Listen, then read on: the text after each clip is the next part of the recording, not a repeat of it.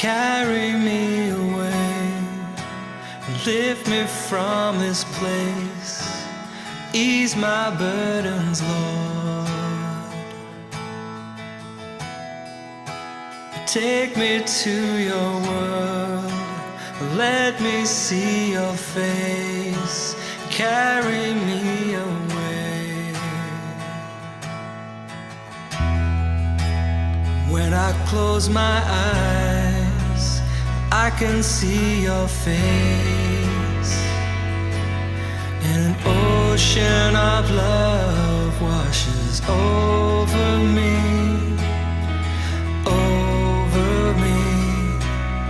and I am in your presence. Carry me away, lift me from this place, ease my burdens, Lord. Take me to your world, let me see your face, carry me away.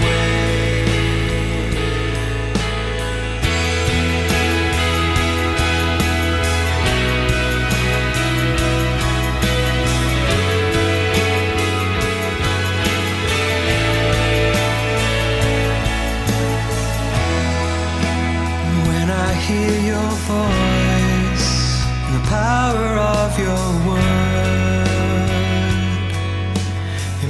oceans of peace flood right through my heart. I live for you, and I embrace your holiness. Carry me away, lift me from this place, ease my burdens, Lord. Take me to your world, let me see your face, carry me away. Carry me away, lift me from this place, ease my burdens, Lord.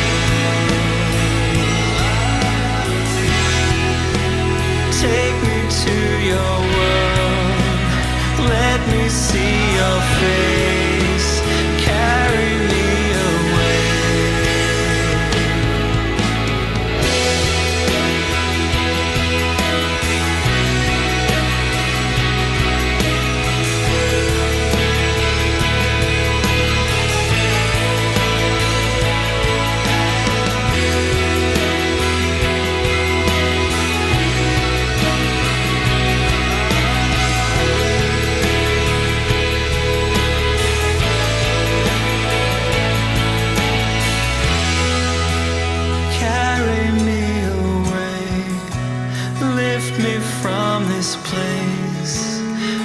My burdens, Lord. Take me to your world, let me see your face, carry me away. Carry me away, lift me from this place, ease my burdens, Lord. Take me to your world, let me see your face, carry me away.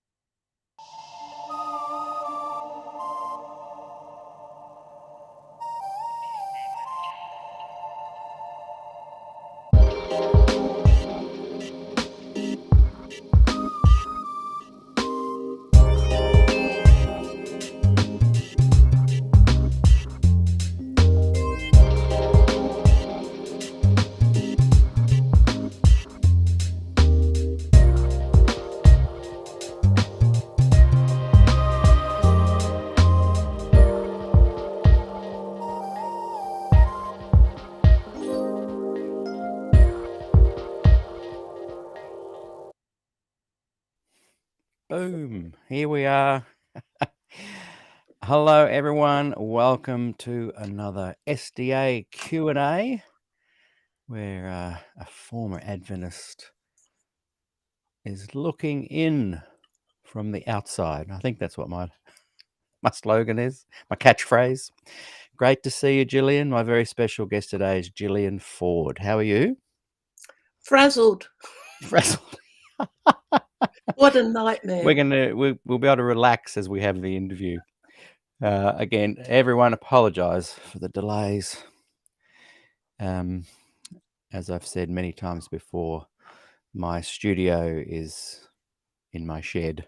My shed is away from my house where the router is. So if there are any rich Adventists or former Adventists that want to buy me a big whopping booster so I can get great signal. So I often have to reboot, start again.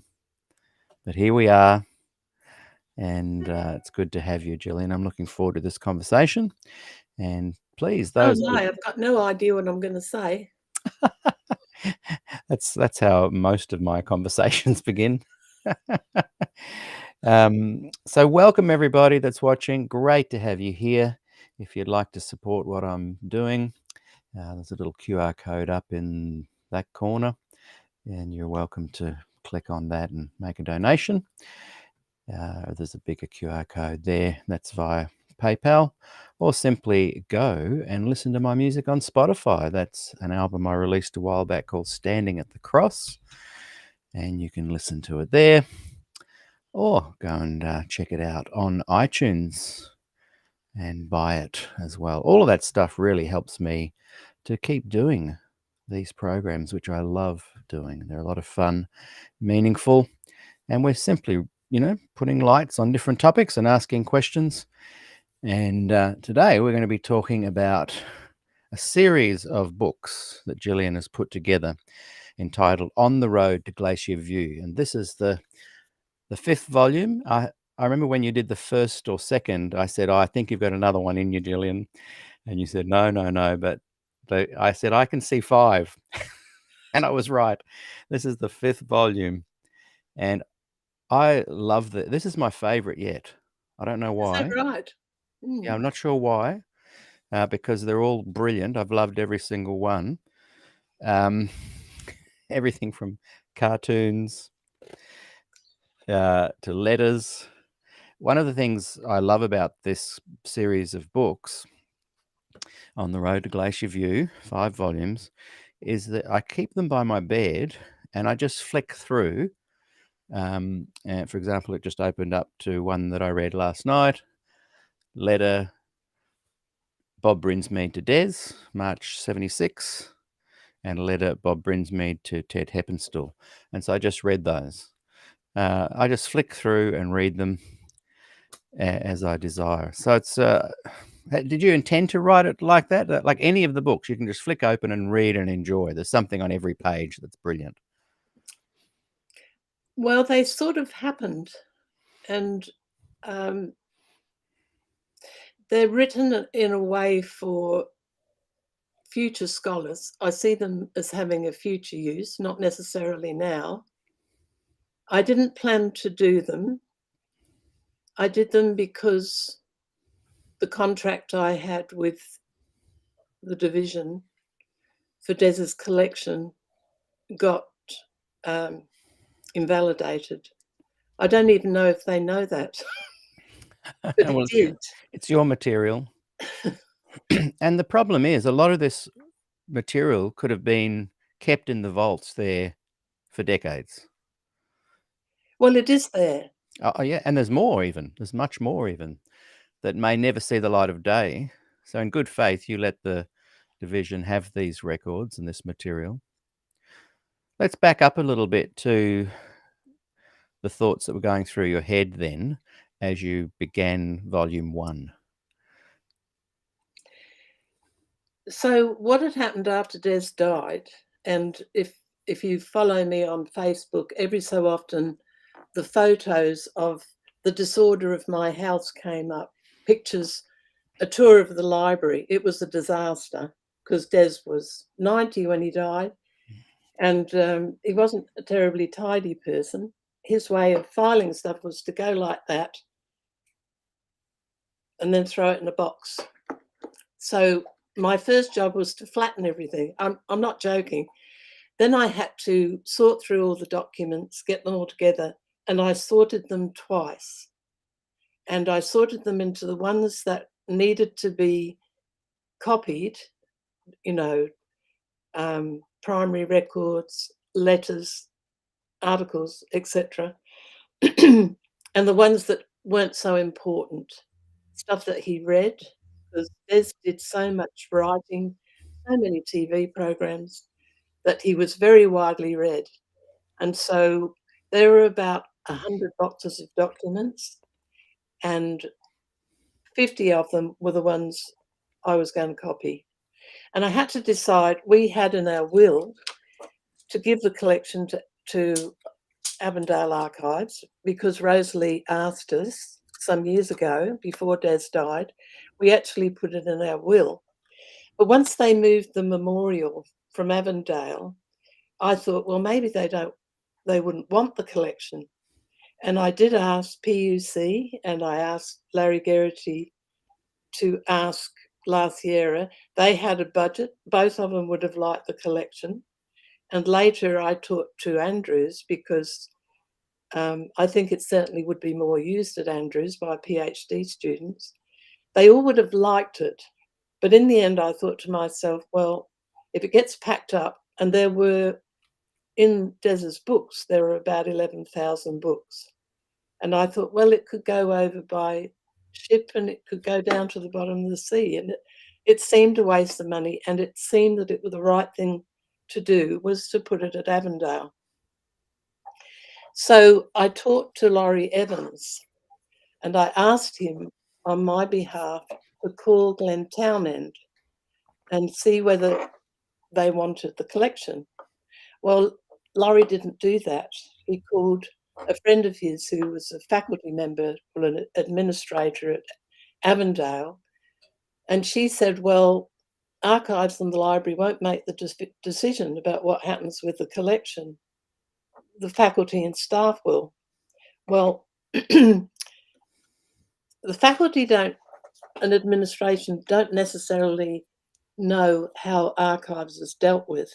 You know, it's keeping the collection, preserving it over time. If you put books in the library, they systematically go through and take out the old books. But the idea of a collection is that you don't touch it. You look after it. There are legal rules, and there are things get mold in them, and bookworm and lice. And part of archives is to take care of collections. So I talked to Rosalie about it, and she had asked Division to make Avondale and their archives. Now, the Sydney archives is basically documents, letters, correspondence, minutes of meetings. So it's different to archives. But they both came under the supervision, not of Avondale, not of the university, but of the Division. So what Rosalie did, and she did it through a lawyer, was to write a contract for the Division, and also I made a contract with her. She was the person who was to supervise the collection, make decisions about it, decide who the next person was who was coming, and she had a little group of people who would, you know, make the decisions about the collection.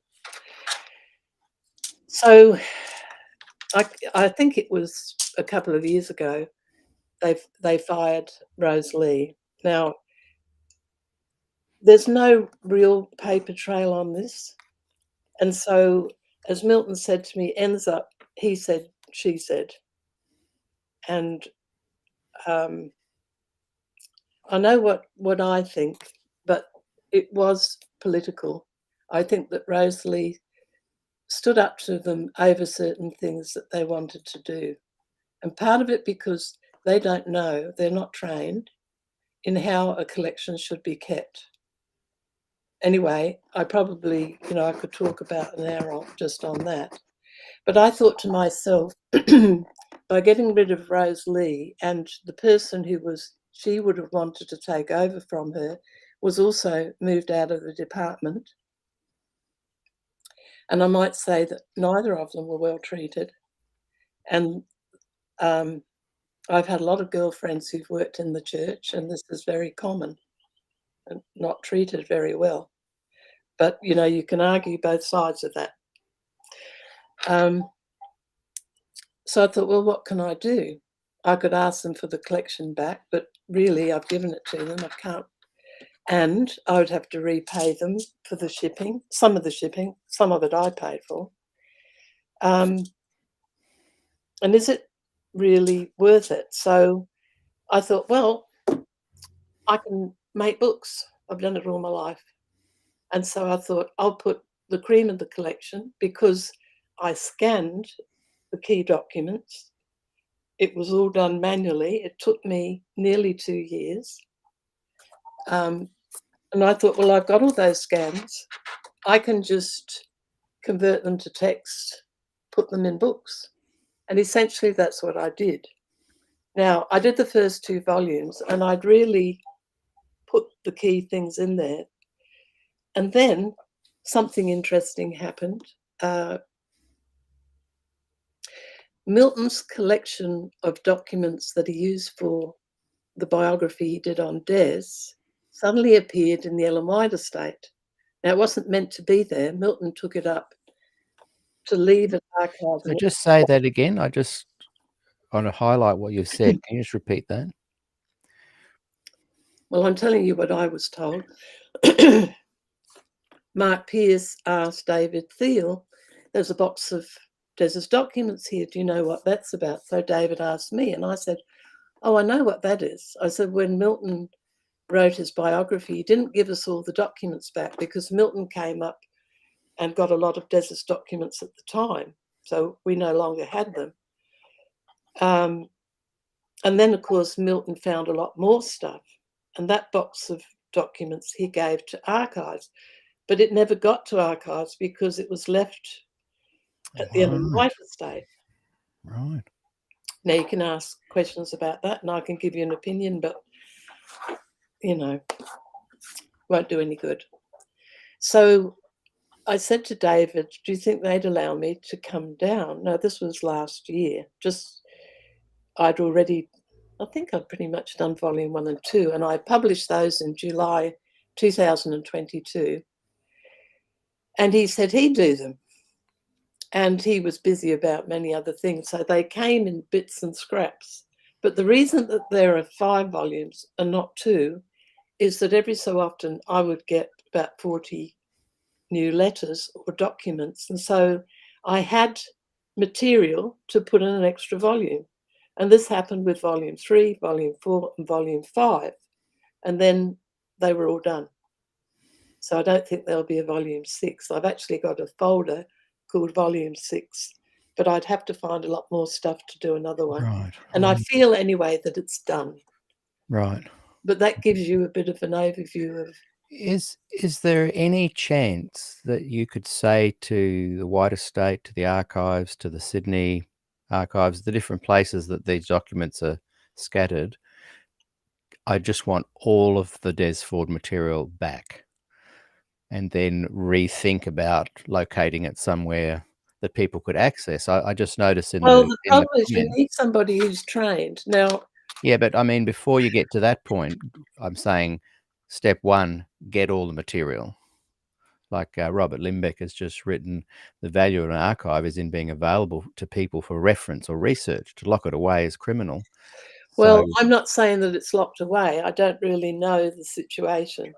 no, but I'm imagining that it's all over the place and hard to access. I know, for instance, that Gilbert Valentine's been in there and had a look. So I think I've been in and had a look as well. Like I'm not saying that's being restricted or that anyone's doing anything wrong. I'm just saying that I don't think it's being treated as a very important resource. And what you have done is fantastic with the 5 volumes.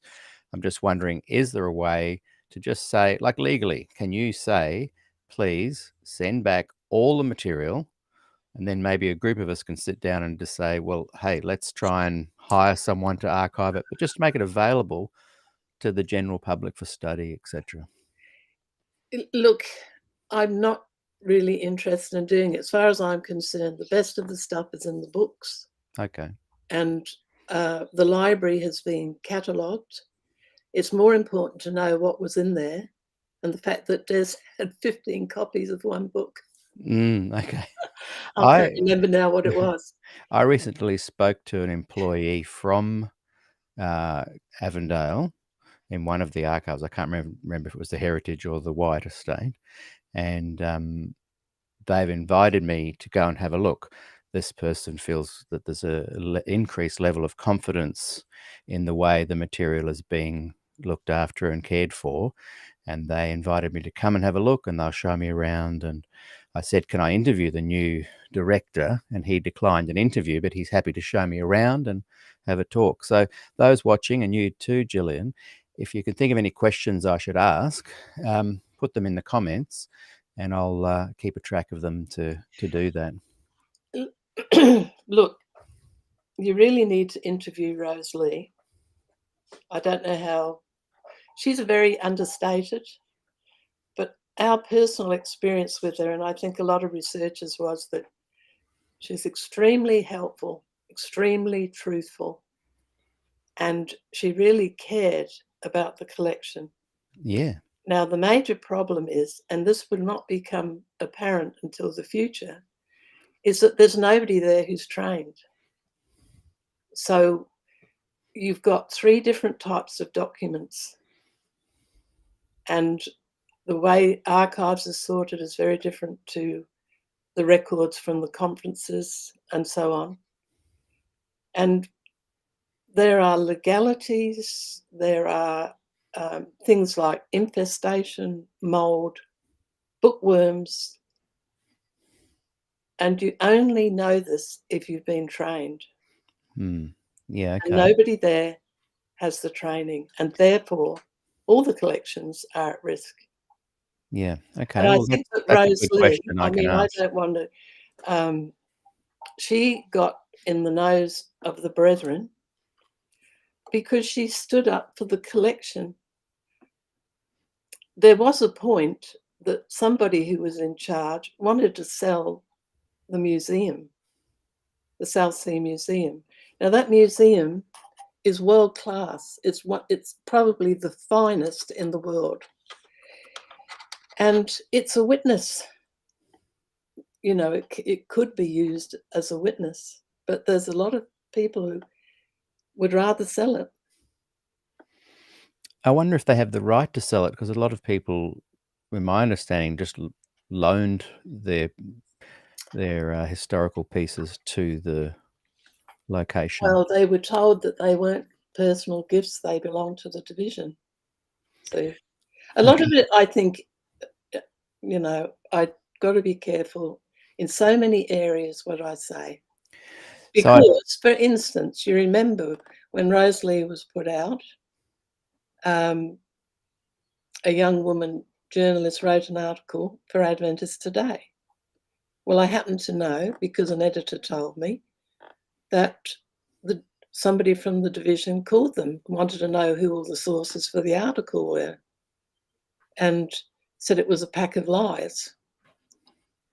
I happen to know the main source was nobody to do with archives. Interesting. Hey, I'm just going to bring up a few questions. But, you know, nothing changes. And the thing about doing all this, I have no expectations. I really don't care if they sell or not. You know, I see them as writing the history from our viewpoint. There'll be lots of opinions about there's all sorts of stories about what happened at Glacier View, and that's fine. But I've written our history. Yeah.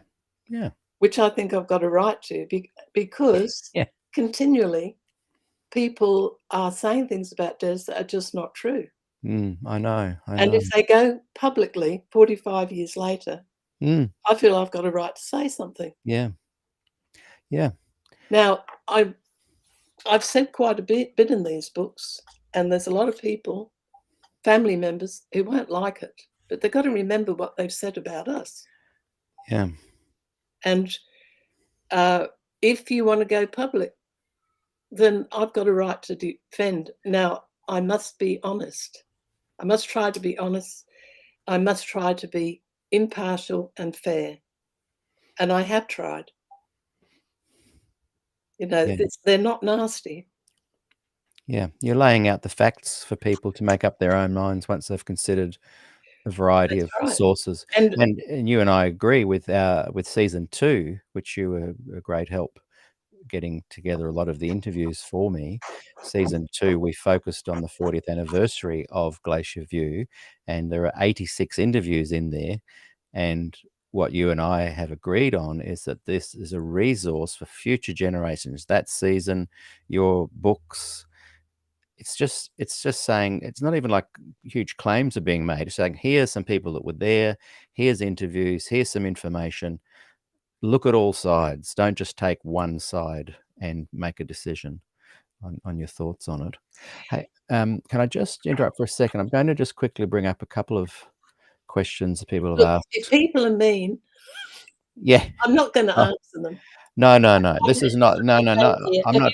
Have you ever heard of the word vituperation? No. Retuperation. No, VIT. In fact, when I first started telling people about it, it was vituperification. But I've now got it written down. And Hey, it's can verbal abuse. Can you just pause that for a second? I've just got a little side issue I need to just address with people that are Okay. watching. Dale Hutchings has asked, what time does your broadcast begin Pacific time? We were running late today, Dale. I It apologize was about 20 to that. 1. Yeah, so normally the starting time is 12 midday Sydney, New South Wales time. And I think the Pacific time, is that Los Angeles? Would that be Pacific time? That is 7 p.m. Wednesday. So we're 12 midday Thursday Sydney time, and those watching from the Pacific time, it's 7 p.m. Wednesday. That's our normal starting time, but we were delayed today by at least 45 minutes. Okay, so just back to what you were saying there, because I think it's important. One thing I've noticed growing up as a young person, listening to people talk about the Fordites and the CBs, that's how it kind of got labelled. Those who supported Des Ford or wanted to at least give him a voice, and those who wanted to shut down that voice. What I noticed is very few people rebutted the claims, that very few people discussed the issues. There was a lot of just attacking Des. Just mean things were said that had nothing to do with any of the topic. And it's a very, when I was talking to Jim Wagner last week, he said, yeah, people do that. Of course they do. It's very effective. It's vituperation. Yeah. So tell us again what that means and how it applies to today's discussion. Get my list. It consists of abusive language whose goal is to express contempt and publicly denigrate a known person who must have acted contrary against the background of ethical and societal preconceptions to the end of isolating him, her from the community. Yes. It's a form of rhetoric. Yeah. And I knew the word, and I thought some of the stuff that's on Facebook, and I could give you a couple of names, comes under this. Now, 1 Peter 3:9 is a great text. Do not repay evil with evil or insult with insult. On the contrary, repay evil with blessing, because to this you were called, so that you may inherit a blessing. Yeah. Now, That's great. you know, for years, from 1950, I just mentioned this before we go back to the books. Des was working with George Burnside in the 1950s before he went out to the ministry. And George Burnside used to have question sessions for the worker, and he asked ask me a question, any question. Well, Des asked him a question about the King of the North and challenged his views on Turkey. So afterwards, George Burnside, and I've probably told this story before, took him aside and said, you've got a big head, and if you're not careful, you'll lose your job. And George Burnside had this attitude towards Des till he died. Yeah. In fact, Norm Young said to him, you'll have a heart attack if you keep going on this. And he said, I couldn't think of a better way to die. So he called George. Des Antichrist, who lived at Avondale. Yeah. Well, George was officially one of the signatories on the Concerned Brethren document. And some of you may or may not know that Des's mother had an affair with the conference president in North Queensland, which was in the newspapers of the time. I have heard that, but you and I have never discussed that. So I was in New Zealand one time, came back from America to be in the 1990s, and I was in a conversation. People didn't know who I was. I was just visiting when George Burnside's brother said that Des was a bastard. Yeah.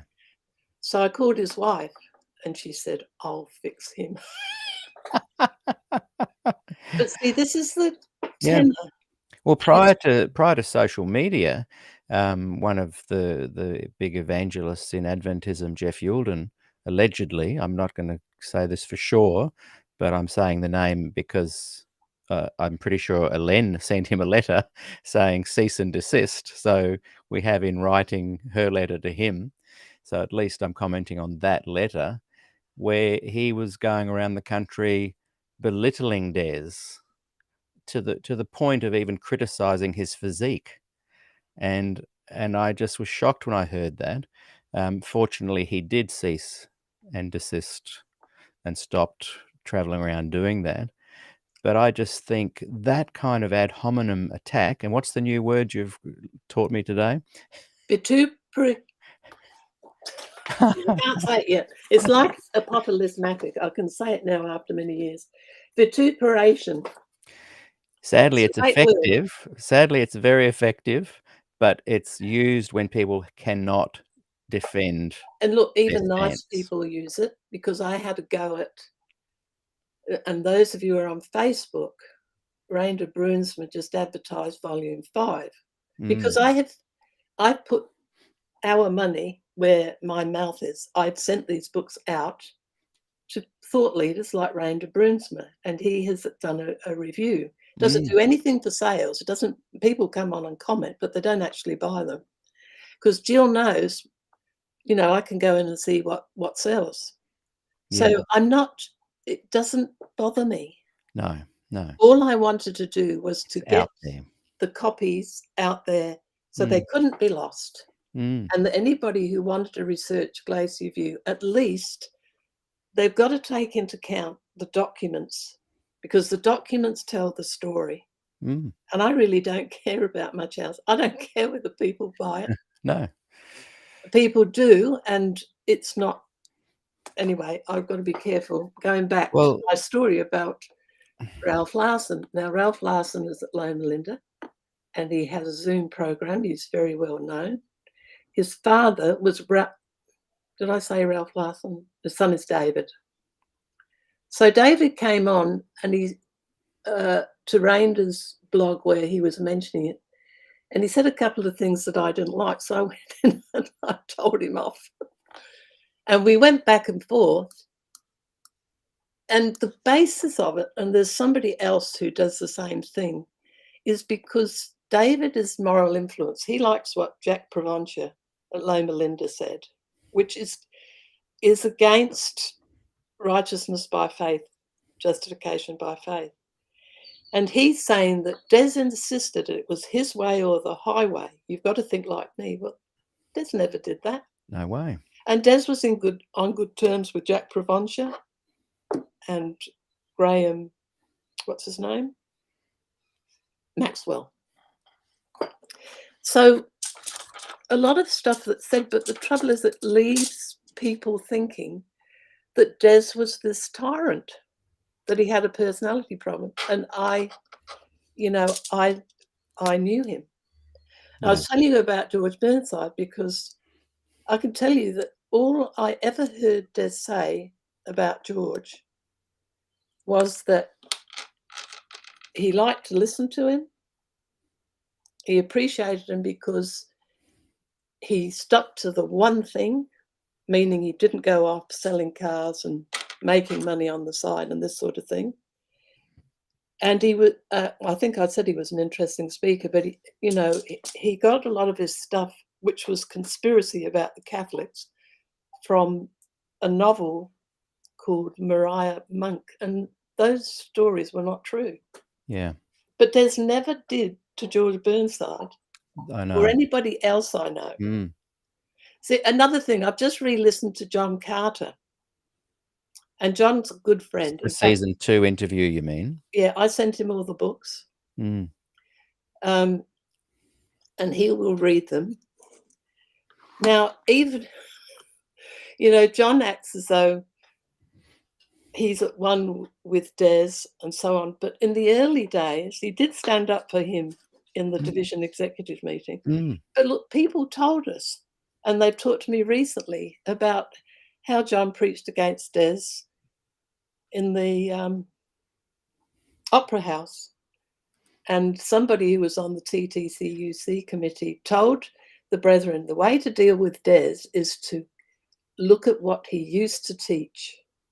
And sort of the implication was that, he changed his mind and this sort of stuff, which they actually did. Now, John and Graham Bradford were great friends. They used to visit us a lot, particularly Graham. He would turn up Puerto Rico, went to Des to Scotland, California, all over the place. They were really good friends. Now, Des and I both knew that both of them spoke about Des in the early days, but we never even, it didn't matter. Mm. Never mattered. Mm. Because Graham said to me, it took us 15 years to catch up. That's right. Yeah. And that's bold and courageous of him to say that as well, that we changed our minds, we were wrong. That interview, by the way, is number 26 in season 2, if people want to go and watch that one. Oh, it's a great one. And I really enjoyed it. I actually found a side of John that I'd never seen before, his humour. See, he worked in Catholic countries, and you've got to admire what John did. Nobody else has done what John did. He was remarkable. Mm. He had me, before the interview, I must release some of these as blooper reels sometime. He had me in stitches. I just totally didn't expect. Very funny man, very good friend. But I mean, we knew what he said. And look, and people still tell us, but it didn't matter.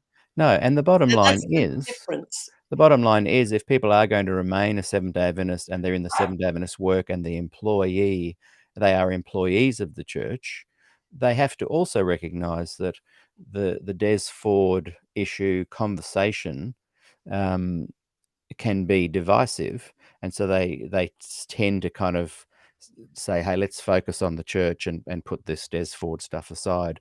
So sometimes I think they're defending what they hope the church could have become. I'm just going to bring up a couple of things, just comments, because so many come through and go by. No, I struggled much more. Thanks, Jim Fitz. Interesting discussion. There's a question that came about, just asking you about the Rose Lee conversation we were having. How is there no paper trail if there was a signed contract?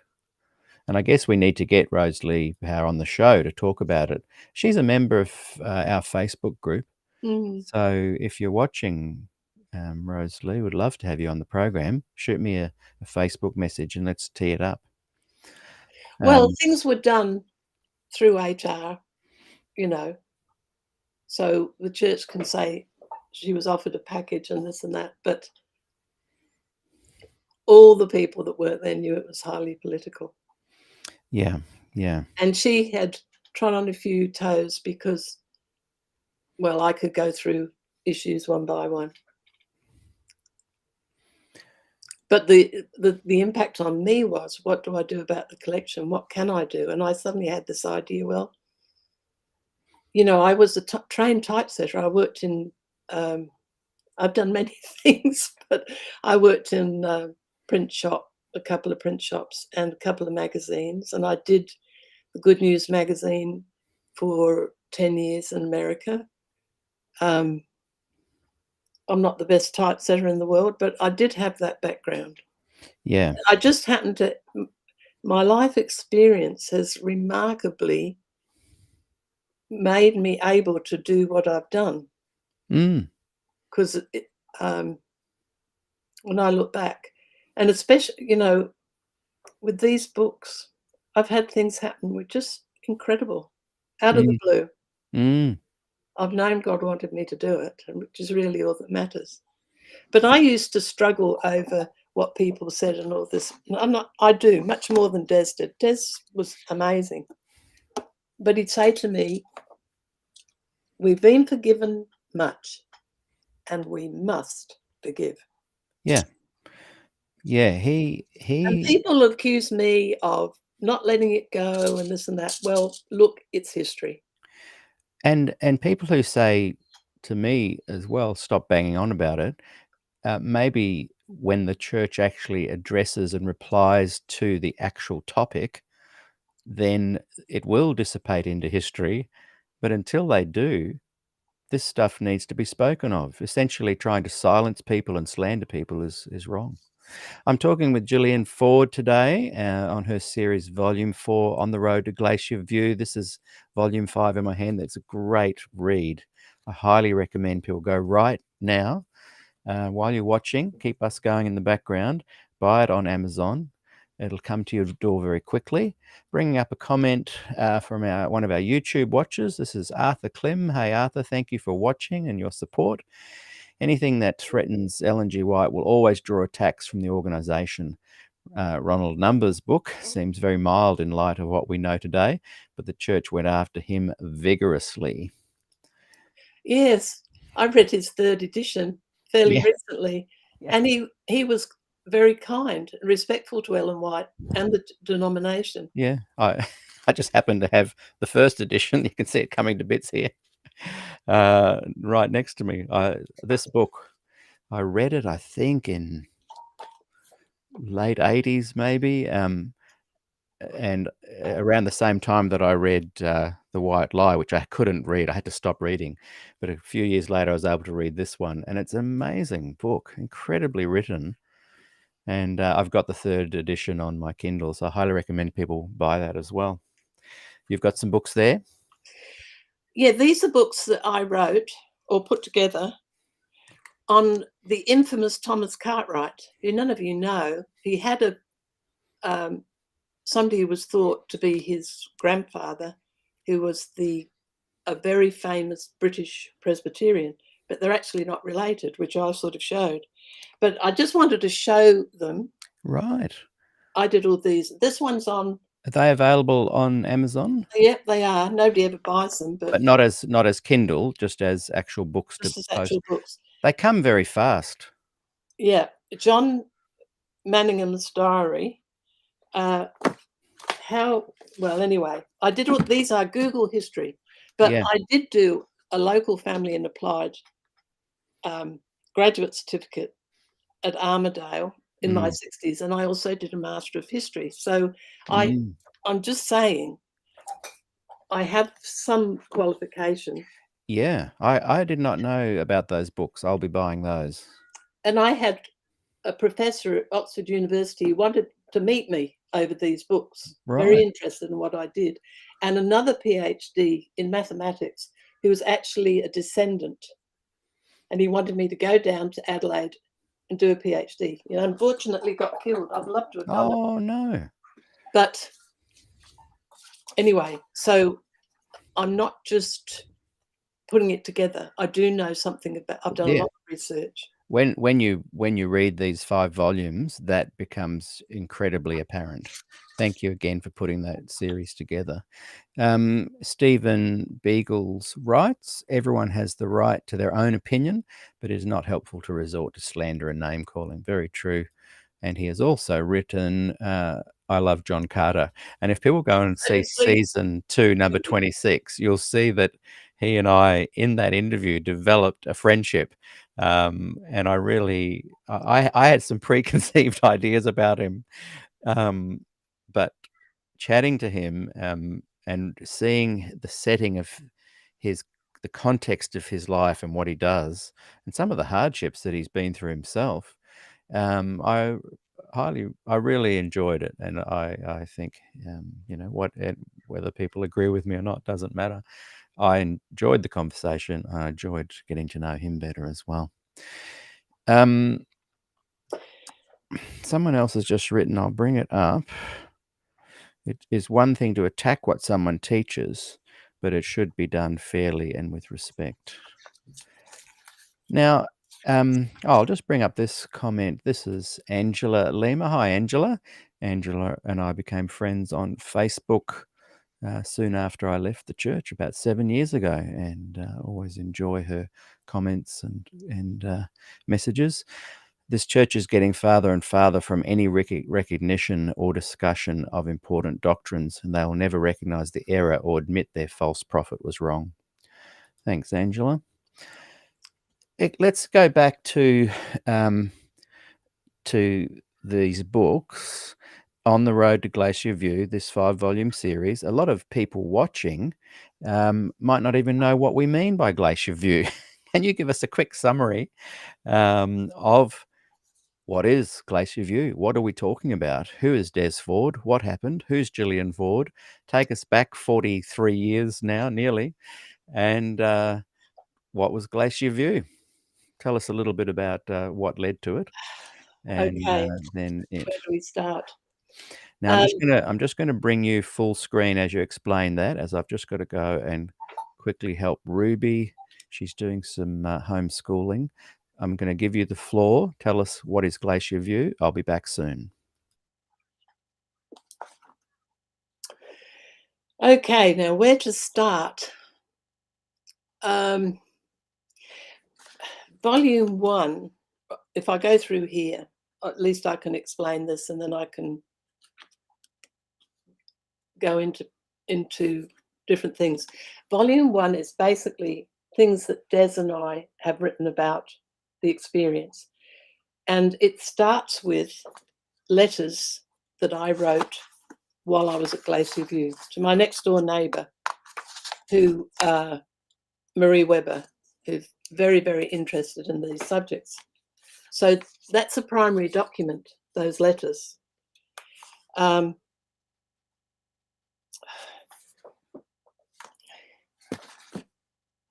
It's such a big subject. I could be here for 6 weeks. But essentially, if I just sort of do the highlights, Des was very conservative. He was chosen to go to Emmanuel College, which was the equivalent of Andrews, 1958. He was there in 59, and he also did a PhD at Michigan State University. But before that, when he was at Avondale, he was taught by a man called A.F.J. Kranz. Now, people of my generation knew Russell, who was a teacher at Avondale, but his father taught at Avondale College. A wonderful man. He knew the gospel and he understood these problems. He wrote to Des, and the letters are included there in volume 2.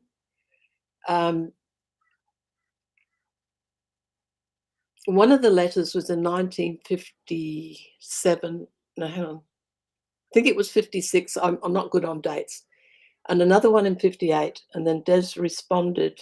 There was probably more correspondence than this in the middle. And you can tell that Des is quite conservative. And Kranz knows that Des is going to Emmanuel College, and Kranz knows that the teachers don't believe in the investigative judgment. So he is preparing Des like a father and a child, because I think Des was his reader, not quite sure about that. And one of the letters is against the investigative judgment. It's quite simply written. And the second one is about the wrong use of Ellen White. So there's that correspondence. And then Des goes to Andrews. Well, Emmanuel College. And he finds that 4 of the teachers there, do I need to tell you the name? Edvic was one. Anyway, they're all in the book. Loseby, who was a Greek teacher, used to laugh about the investigative judgment in class. Another scholar, I just can't think of his name, E.H.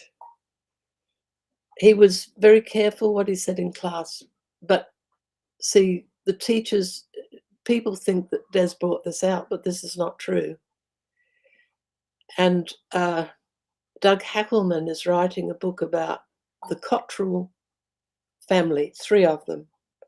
The grandfather who worked with Ellen White, James White, Uriah Smith, the father who was a missionary in China, and Ray Cottrell.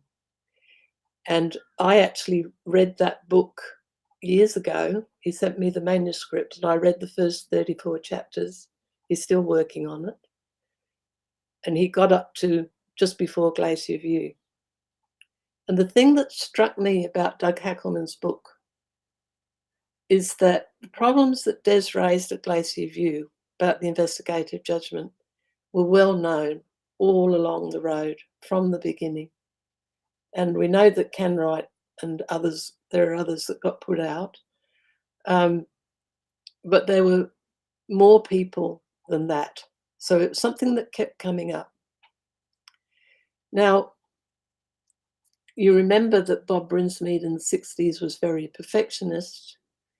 And then in the early 70s, he started reading Luther.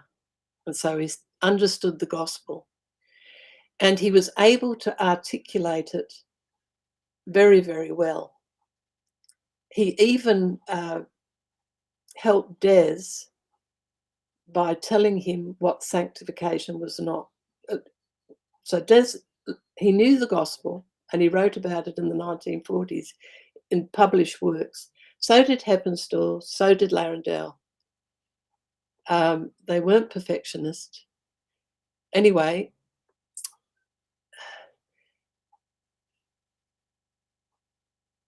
so I'm trying to cut the story short because it gets long. But anyway, we ended up going to America.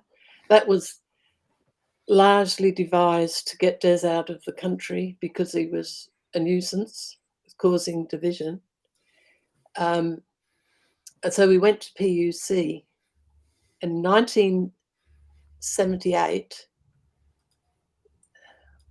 well, I don't want to put too much detail in, but essentially in 1979, in July, Bob Brinsmead wrote a book called 1844 Re-Examined, where he challenged the investigative judgment.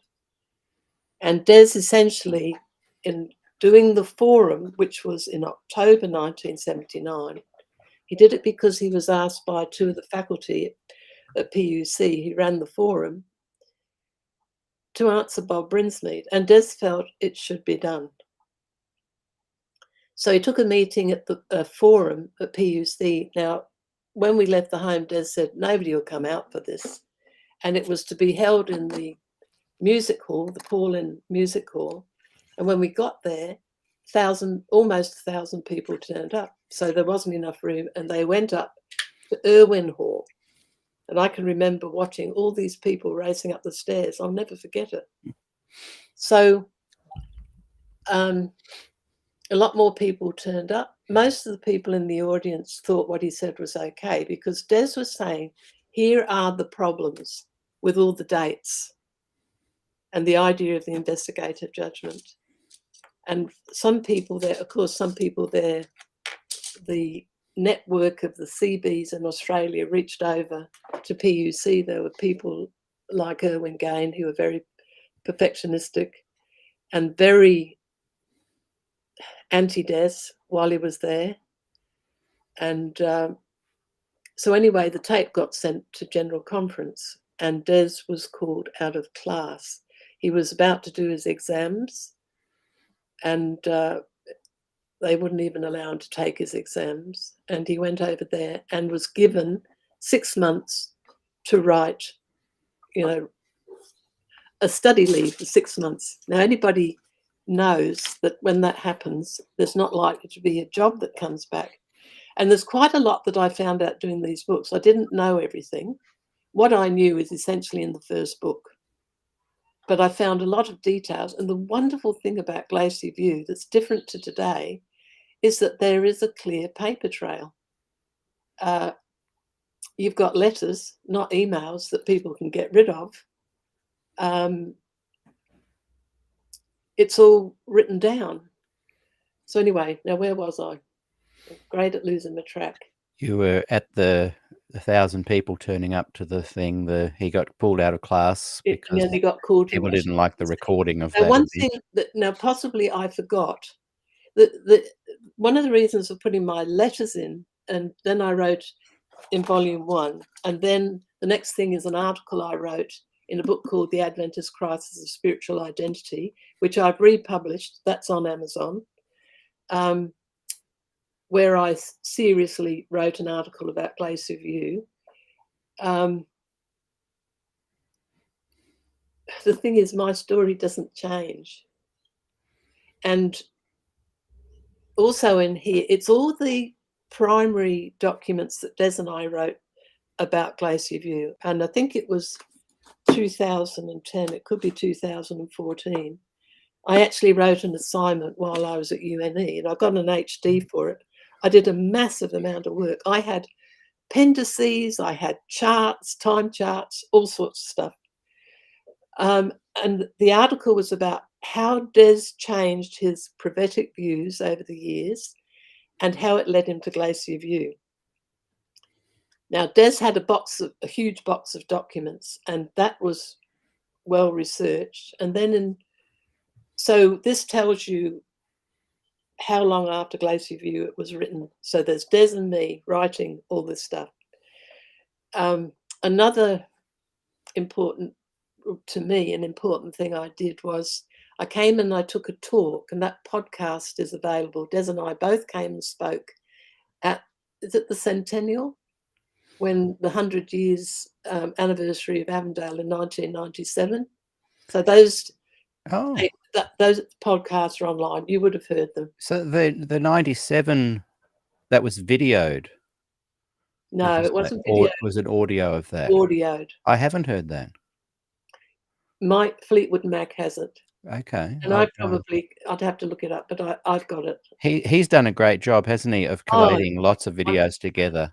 Wonderful. If Fleetwood is watching, can you put in the link, the address to your incredible YouTube channel there, and we'll share it. I just don't have it at my fingertips. So I had done a huge lot of work. I don't think before that I'd actually read the ministry. Now, I could be wrong.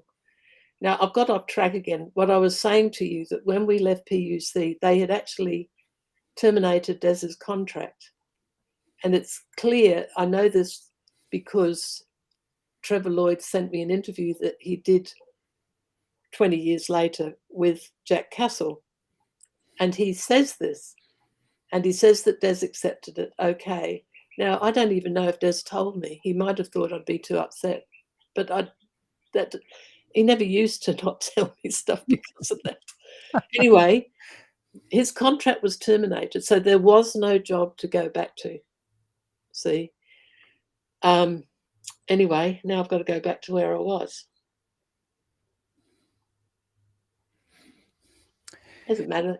All roads lead to Rome. Yeah, that's right. So Des goes off to Washington, and I'm left to pack up and deal with the rental and all this sort of stuff. And Des, he wrote his manuscript, which was 991 pages. So it kept the secretaries going for months. And remember that the Dallas General Conference was in the middle, and they all went to that. So it was quite a feat. Sorry. I just love bringing stuff. Here they are. Yeah. I have a copy of the 900 and something page documents. And I've got them here on the side. Those 3 volumes, I've redone that. That's right. Now, someone has just raised a good question. On Amazon. Someone's just raised a good question. Thank you, Dale. Please put all the books being talked about in the interview in the show notes. I'm not very good with show notes, to be honest, but if you type it, go to Amazon, put Gillian Ford, everything is there. Even this great. I nearly gave this away. I had 2 copies. I gave one away, and I nearly gave this one away, and I'm so glad I didn't. This is going to be a very important historic piece someday. Look, I will lose my track. You've got to remember, I'm not that Sorry. far off 80. What? And it's true. Well, I'm a year and a bit. Hey, just what? Still Oh, going. yes, that's And the. remember the artwork. This artwork. So that's this manuscript that was sent out before Glacier View, and it's done on the same basis. and Now, you've the been able to fix up a few little because it was such a fast project, wasn't it? I mean, not fast, but there wasn't much time to put it together. No, I'll tell you a little bit about it, although I've got off track again. But the book is organised, even if I'm not. So this is chapters 1 and 2 of the Glacier View manuscript, and then the appendices that go with 1 and 2 are in that. And this is chapters 3 and 4. There are 6 chapters, and then the appendices that go with that, which pretty much follows those 3 volumes. Right. And the same, this is 5 and 6. Oh, that's great. And Brian Patterson has just written, Gillian's work is so important. The truth regarding a good man's proper place as a man of God is substantiated. Otherwise, people's understanding would be sidetracked and distorted, as it has been with Ellen G. White in the early church history. And Stephen Beagles has written, and I'm just bringing this up because it's central to what I know is your theme as well. What attracted me to Dr. Ford was his emphasis on the gospel. That is what made me fall in love with his work. And essentially, you're batting away lots of these attacks to draw people back to. This was the point of the whole thing, was a clarification of what Adventists may have gotten a little sidetracked with, what the actual gospel is. While we've got Stephen Beagles here, he wrote a piece about Ellen White, and I loved it. And I totally agree with what he said. I'm not going to say what he said. Yeah, actually, Stephen directed me to his website the other day. We were having a conversation on Messenger. If you could put it in the link in the comments there, Stephen, I'll bring it up onto the screen. So it was a good article, was it? Well, he just wrote a comment, but, you know, he admits the flaws of Ellen White and everything. But, you know, I'm not against Ellen White, and I don't attend church. One of the reasons I don't attend church is because I'm doing this. I don't think it's right for me to criticise the church and then just go along. That's just a personal thing. But I believe what I came in on when I was aged 18. And I had a post questions on doctrine minister. I've talked about this before, Eric Robinson. When he told me about Ellen White, he introduced her as a loving Christian woman. He gave me something about the funeral of her husband and how she reacted to it. That was what convinced me, the way she wrote about her husband. Right. And he talked about, you know, I had a Jehovah's Witness background. My parents weren't Christians, but I used to go along with grandma for a few years. I stopped when I was 12. But I had that basic thing. But when he started talking, this is Eric Robinson, because he studied with me twice a week for 8 months. I got a very thorough background. He talked about America in the book of Revelation. I thought, that's Jehovah's Witnesses again. That was my instinct. So I never got what a lot of people did who were brought up through the schools, which, you know, made me a natural heretic. Yeah. Well, you tell the story of when you actually went to Avondale and you were confronted with some of the views of what mainstream Adventism was standing for, and you thought, hang on, that was after I was married for it was even that long. That was 75 when we came back from Manchester, and I read Perfection, the Possible Possibility, with 2 different types of views, and Herbert Douglas's Sabbath School pamphlet, because at the time I was teaching Sabbath School. When I went to America, I stopped speaking. I was no danger to the brethren at all, because I I was asked by Maury Venton to teach his class, and they all sat and talked to each other, and I lost my nerve. And when I talked to his secretary years later, she said they used to talk through his classes as well. But Wow. anyway. Steve, is that a bird your end or my end? I've got a grey butcher bird, and they were outside the kitchen eating grubs in my fig tree pot. You know, Bertie from Shelley Beach. Yeah. And they both came, and I was whistling at them, but they're in the golden something or other tree out there, and I think they're nesting. So right, it was so loud. I thought Darren Pratt my neighbour must have got a new bird. No, because they're not often here. Yeah, they like to go to the coast to the tall trees. Stephen Beagles has put up his link. It's just gospeladventist.com. I remember trying to go for that .com a while back when you and I were chatting about presenting some of the what is one of these gospel or Adventists, and it was taken. Now I know who took it. So go and check that out. That's Stephen Beagles' site. Now, what did I do? I got to we're in Washington, and then we all head off to Colorado in August for a week, and I turn up with Luke because, you know, we really didn't know a lot of people. I couldn't leave him behind on his own. He was only 14. And we all went on a corporate plane. You know, if it had come down, the church would have been in deep trouble, all the people it lost. And I said to Neil Wilson, do you mind if I bring Luke along? And he said, his father's going to have a hard time. I'll leave it up to you. But he wasn't happy. So Luke was there. Anyway, so there was a trial of Des. It was said not to be a trial, but actually was. But we'll probably get into that more afterwards. But that's what Glacier View was about. Yeah, that's good for those who aren't aware. That gives them a little bit of background.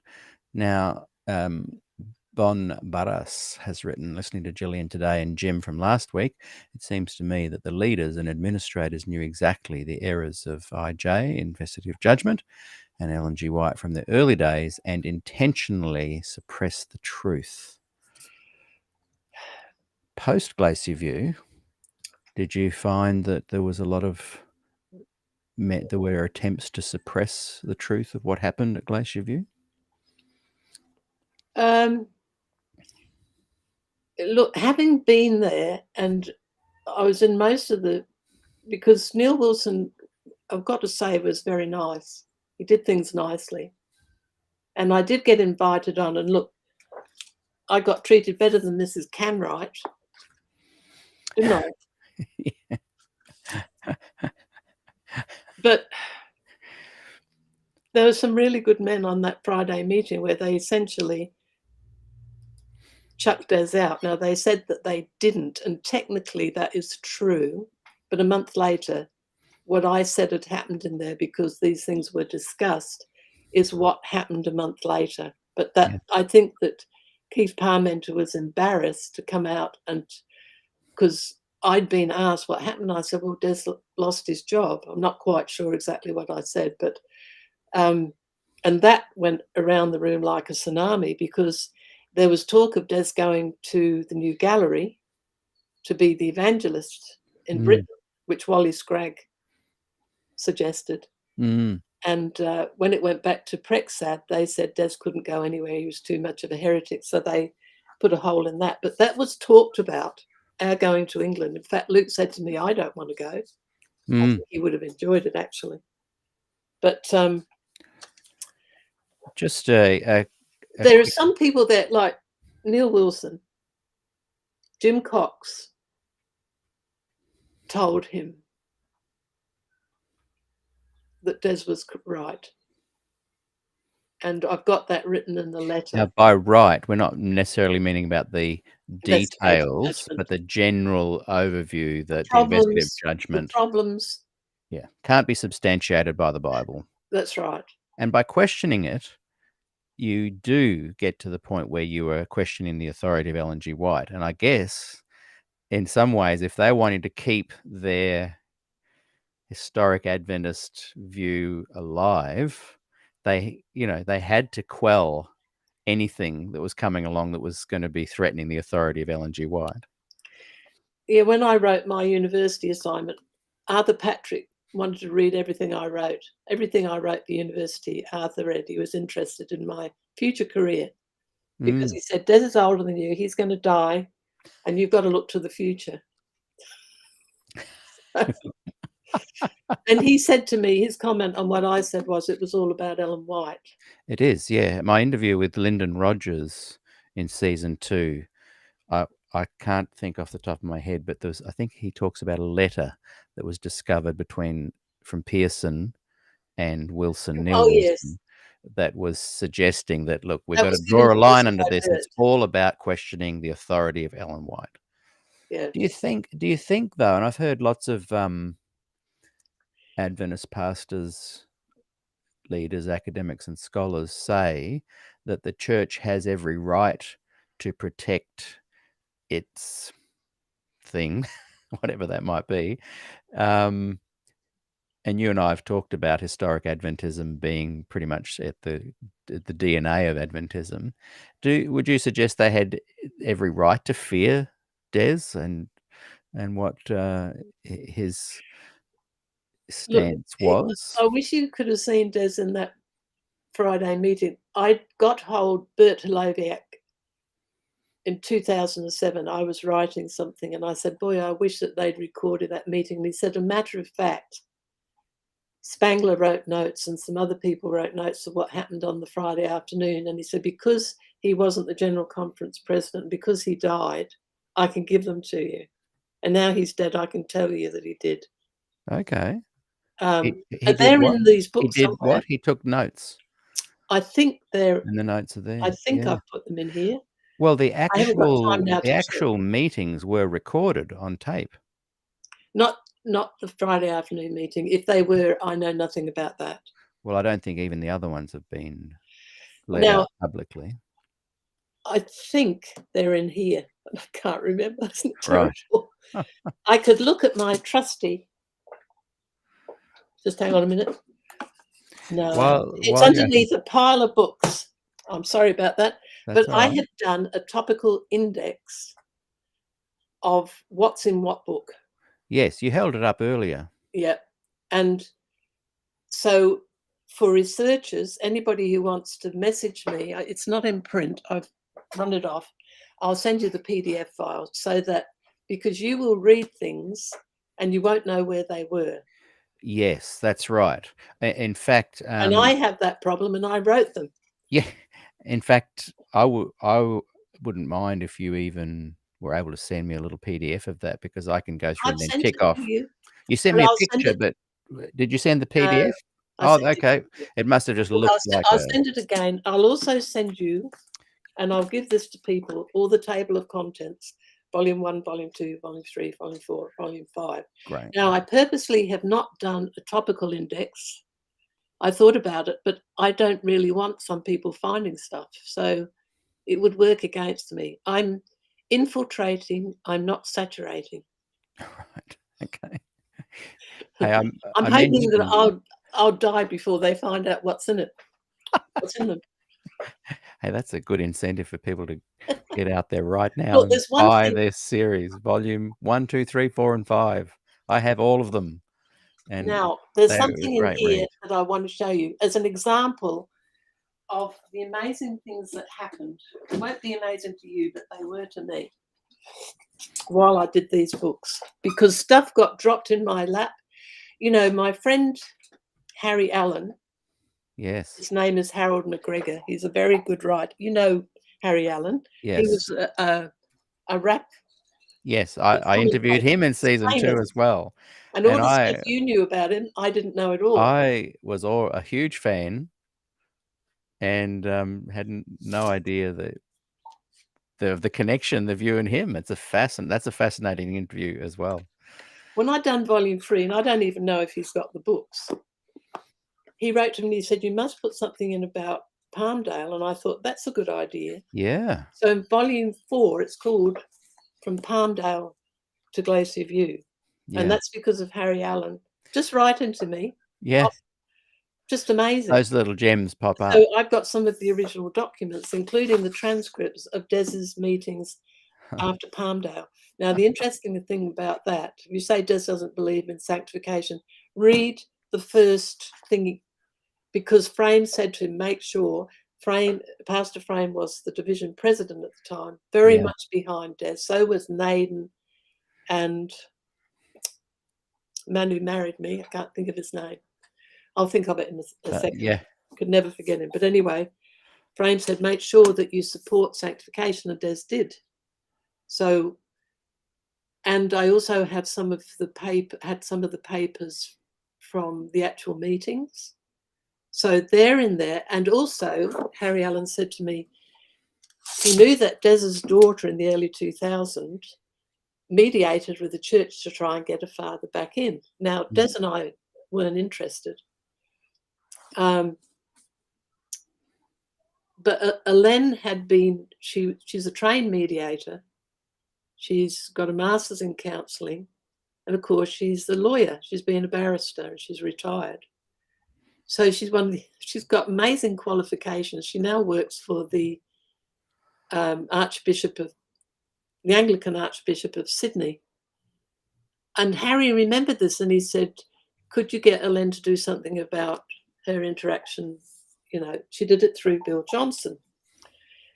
Well, I probably can remember more than she can, because I've got a mind that remembers a lot of these details, and she's hugely busy. So I found 3 letters. They're in volume 4 after Prexad. One from Elaine to Robert Falkenberg, one to Bill Johnson, and one to G, whose name you mentioned before, saying that she would take him to court if he didn't stop saying these things. And she goes through it. It's a genius letter. Now, none of that would have been in there if it wasn't for Harry Allen. Yeah. Another thing happened. I suddenly, out of the blue, when I'm doing volume 5, I'd finished it, I got a contact from Edward Hanganu. And I knew the name very well, but I couldn't remember. I knew he was in America, but I couldn't remember how I knew it. And he was quite self-effacing, but I eventually got it out of him by holding him down with a screwdriver. I'm joking. And it turned out that he wrote to Des, I think in the early 2000s, because it was published in GNU. Now, I was the interface. Des was overseas with Elaine. So Edward wrote to me and I wrote to Des.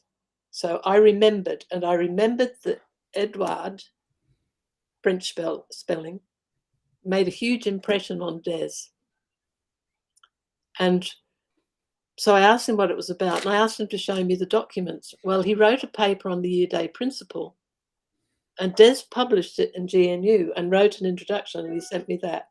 So that's in the book. And I took out 2 of the articles I had, put them in volume 6, because to me, that was God speaking to me. And a lot of this book was done that way. You know, another thing that happened, and I'm waffling. Tell me off if you like. Just quickly bringing up a little plug. I was working on Bill Johnson. Yeah. Now, I didn't plan to do this before volume 5, and I thought, well, Bill, but I had done an interview with you about things that Bill had written, and I basically footnoted them and say, this is what he's doing. This is what he's doing, you know. So I thought I'll put that stuff in volume 5. And I was about to put up the memorial he wrote, like, I think it was 3 days after Des died. Now, remember, I'm a widow. I've just lost Des. And he has a go at Des. And unless you read it carefully, you won't realise. He even has a go at me. I'm responsible for getting Des out of the church, which wasn't true. And the thing with some of these men is, I only ever talked to Bill once. Mm. And he was angry, really angry, because he was put in a spot. He'd gone to the review, and it was very inconvenient you know, he was going to have to deal with all the correspondence. And I can understand it, but he said some things about me that just weren't true. So did some of the other men. And I thought, well, you know, if these people 40 odd years later can say this stuff, I've got a right to give my side of it. And I did. Now, I was just about, I'd done the early part of what I had. I've got 24 pages about Bill Johnson in volume 5. Just about to put the memorial up and to footnote it. Jill's footnotes, commenting, showing the reader what he's doing, because he's writing, what's the word? I'll think of it in a minute. It's a war term. Can't think of it. Anyway, I'm about to do it. I thought I'll leave it till the morning, and I get a message saying Bill has died. And which actually made it easier for me to work on it, because I, you know. And then I thought to myself, I'm just sitting there, I thought, boy, that was close to the date that Des died. And I looked it up. He died the same date that Des did. Wow. And I thought, whenever one comes up, the other will come up. Boy, that's interesting. And I thought to myself, if we go up in batches by death date, Bill and Des are going to meet at the pearly gates. At the same time. And Des is going to go to Bill, because that's how he talked about him. Des adored Bill Johnson, but I do not understand the man. Yeah. But, you know, the profit of it, that I should be working on this. And then somebody tells me he's died. And then I think to myself, oh, and then that wasn't the end of it. There'd been 2 great articles. This is another thing. Spectrum. See, volume 1, as I've told you, is our articles, which become primary documents over 40 years of what we'd written on Glacier View. And then volume 2, I bring in the witnesses. And I wanted people to know what Des was like as a person, what he believed, not what they said he believed, and what people thought of him. And so I asked a lot of people. I acted as the editor in these, and I've asked a lot of people, Milton Hook, John Rosier, Ellie Gonzalez, Brian Patterson here. He wrote an article about his experience in Sydney. I wrote a whole section on the history of GNU in Australia, because it hasn't been done, nor is the one in America, but I don't know where the records are. And Brian wrote me an article, and I published some of his poems. So many, many people represented in this book. And I've got to say, most people, almost everybody, said yes. And if they didn't, they had a reason. And can I just say too, don't ever think that you've got to stop at volume 5. I think if things come forward organically and it's meant to be, it can be a series that people will really value for decades to come. And there's really enough in there. There is, you know, it depends what turns up. I'm not closed to it. But can I also just say, in my interview, just one more thing about. Yeah? I asked Spectrum if I could publish certain articles, and look, without question, they said publish them. I thought, you know, they might let me do a paragraph. There's at least a dozen articles from Spectrum in here. I think there's probably more, because in volume 5, 2 articles came up by Matthew Quarty, actually 3, but I didn't get the last one in because it came out after I'd done it, about the Wilsons, the first one about the father and the second one about the son. So I asked Alex Catt, can I publish it, even though it was up at the time? And he said yes. When I was writing to him about that, he said, by the way, we are putting up tonight an interview by Trevor Lloyd with Bill Johnson. Now, I found out Trevor had done this a couple of years ago. But when I sent that interview, I put that in as well at the end of my Bill Johnson thing. So you see that one. It happened. This happened all the way through. It just went, it just happened. Yeah. It just happened. Can I just say, But just let me, I'm nearly finished. No, oh, no, On go, this go, thing you else, go. I'll I lose. won't forget. I've made a note. Okay. I sent the interview to Milton, who hadn't read it. And he said, well, I think better of Bill, because Bill basically, after all these years, when I thought, well, he didn't know, he didn't understand about what they did to Des That's and how right. they used the 10-point statement. Blame me down. He admitted it to Trevor. He knew all along. Oh, And Bill and Milton and I both had. We're so glad that he did it, that he said it. Because in the future, when people go back and look at all this stuff, it will give them, it will help. It'll help. it will definitely help. Anyway, what were you going to say? Well, that kind of segues into what I was going to say. In season 2, the first interview I did was with Bill Johnson. I did get the feeling, and boy, I wish I knew all that I know now. I think I'm still proud of that interview, even though I was very naive to actually what happened at Glacier View at that stage. I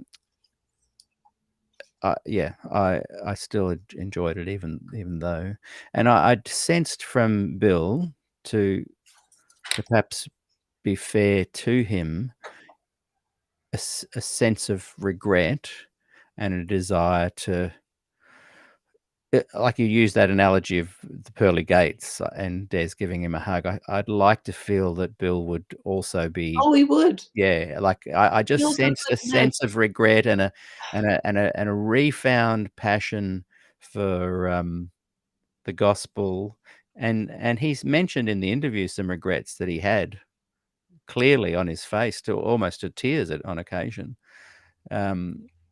Well, But what we're doing here is you just see, building. it's this loyalty. Yes, Bill was an extremely loyal person, but you've only got to look. I've got a picture of him in the book. You can see he's a Christian. And this is what Des wouldn't hear a bad word about Bill. yeah, But see, yeah. I struggled because I couldn't quite do what Des did. See, I look at this now with a lot more information and a lot more knowledge. I don't think I've gained any wisdom, but I've got some knowledge there. And I can see that if you're a certain denomination and a religion and you have certain things that you want to protect, I can see how the Des Ford theology, along with Cottrell and a lot of these guys in that era, was damaging to this image, this church that they're wanting to protect. I get that. What I don't like is the way that they went about protecting it. I wish they'd been a lot more honest and just said, look, we truly value the authority of Ellen White. We hold her up as a prophet equal to the prophets of the Bible, and that's what we want to maintain. We believe in 1844, and just been a lot more civil and honest and open about it. But instead, there was just this crazy stuff that went on that made people like Bill Johnson and many of the others defend the church when they kind of felt really awkward about doing that. They were put, in a difficult position. But it doesn't make it right. And we're kind of in just putting the information there, and hopefully on the track, people will order it all together and put a good few PhDs out on the topic and a few great books that really put it into perspective. We're in the milieu of history right now. It's all kind of coming out and unraveling and being revealed, and it's going to take a future generation to look back at it and truly assess it, I think. Well, I've done the live reviews, and there's a couple of things I really want to talk about, but yeah, well, let's talk about them. We all of us, we're weak and sinful. Yeah. And Des, I was telling you about this Friday afternoon meeting. Des understood the difficulty that the church has. So he apologized to them. Now, when Spangler did his notes, this was the sign that Des thought he shouldn't have done it. It wasn't at all. But he was hugely sympathetic with them because he understood He knew the history. He understood right. the problem. But Yeah, see, yeah, the big central issue was that the investigative judgment was against the gospel. that's right. The church had taught from the beginning, mainly the men from the Christian connection, that the work of Christ wasn't finished on the cross, Yeah, that there were two stages to the atonement, and the second was at 1844. So your sins were not cast out to the bottom of the yeah, sea. yeah, See, and this was the flaw.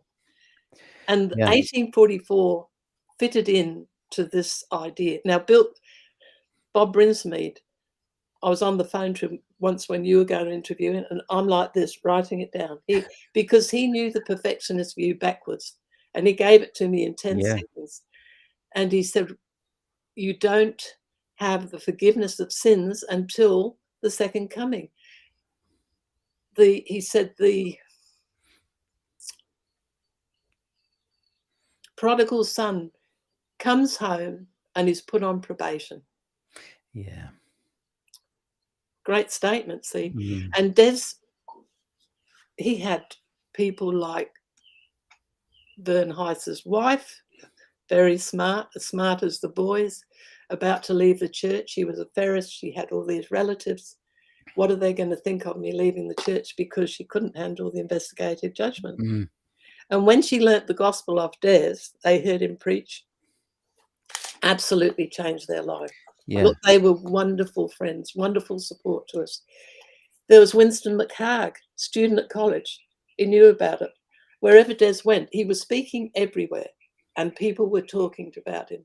And when yeah, Bob Brinsmead came out about it, which Des knew nothing about, you know, the church, one of the big things in his, the John Brinsmead thing, telling Parmenter what's going on between Des and Bob, which was fictional. they wanted to make out they were in I cohort. was the mediator. Yeah. Jill knew nothing about it. No, Never ever talked to John Brinsmead. no. And Bob told me about it years later, so I know it's true. But that's another thing where They weren't there's just so collaborating. much to it. Yeah, I think you mentioned the Vern. Was it? No, the Heiss letter. I think it's in volume 5 from memory. Yes, I think I read it last night. a lovely letter from Vern. Yeah, Always. I love what you said there about Des. Vern should have been an Australasian division president. Yeah, Wonderful man.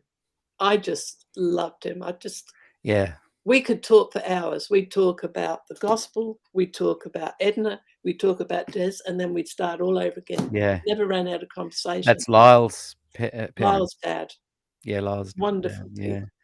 Wonderful. Yeah, people. he, just a little side note, he knew my grandfather who died when my mother was 2. And so I had a really great conversation with him once where he was able to tell me about my grandfather, Fergus McFarlane, who I'd never met. And of course, my mother didn't get to know because he was taken when she was 2. So, yeah, an amazing human being. And I love what you said there about Des being sympathetic. But the elephant in the room is that we can be sympathetic to people who want to defend their religion, but we can also say, we appreciate that, but what you're defending is hogwash. I can remember Arthur Duffy in that meeting because he was there at the end of the meeting. He put his head on Des's shoulder and wept. Good man. They called him Fluffy Duffy when he taught at Avondale, you know. But he said to Des, he asked him this question, are you saying that we've always been wrong on the investigative judgment? And Des said, yes, Arthur. He said, it's hard to take, isn't it? That's what Des said. Yeah. Boy, that's a good little soundbite there. You know, I was there and I was watching those men and they were Christians. Yeah. I'm not saying they all did the right thing. And I point out some of that. There was dirty tricks. But, you know, I've told you I wept for 6 hours before, during, after that meeting. But it wasn't crying for us because we knew it was the end. Yeah. Because of, well, mainly because of Pearson's letter. I was often crying for the church. Yeah. Because of the loss of the gospel. I've often said that imagine if they'd grasped this notion of the more progressive Adventist vibe, so many amazing Adventists wouldn't have been lost to silence or booted. Before we continue, I'm just going to bring up a couple of comments before they fade into history. This is Jim Fitzsimmons has written, "It appears to me that the church held up Ellen White as the Virgin Mary of Adventism, yet the Vatican is much more patient with the heretics within it now." And Jennifer Quick has written, "I've heard of Gillian before and read her comments in groups, but so wonderful to see and hear her talking here tonight." Well, thank you. Yeah, thank you, Jennifer. And I'll just quickly hold that while I just do this little flurry of comments. Barry Beeden has written, he enjoyed Lowell Tarling's letters to Des Ford, amusing vignettes of the politics of the time. French. Yes. Right. Um, yes, I've got. The Lowell letters are in volume 5, are they? No, they're in 4. I think it's 4. Yeah. But see, I asked Robert Wolfgram at the time, and it might be volume 3 actually, but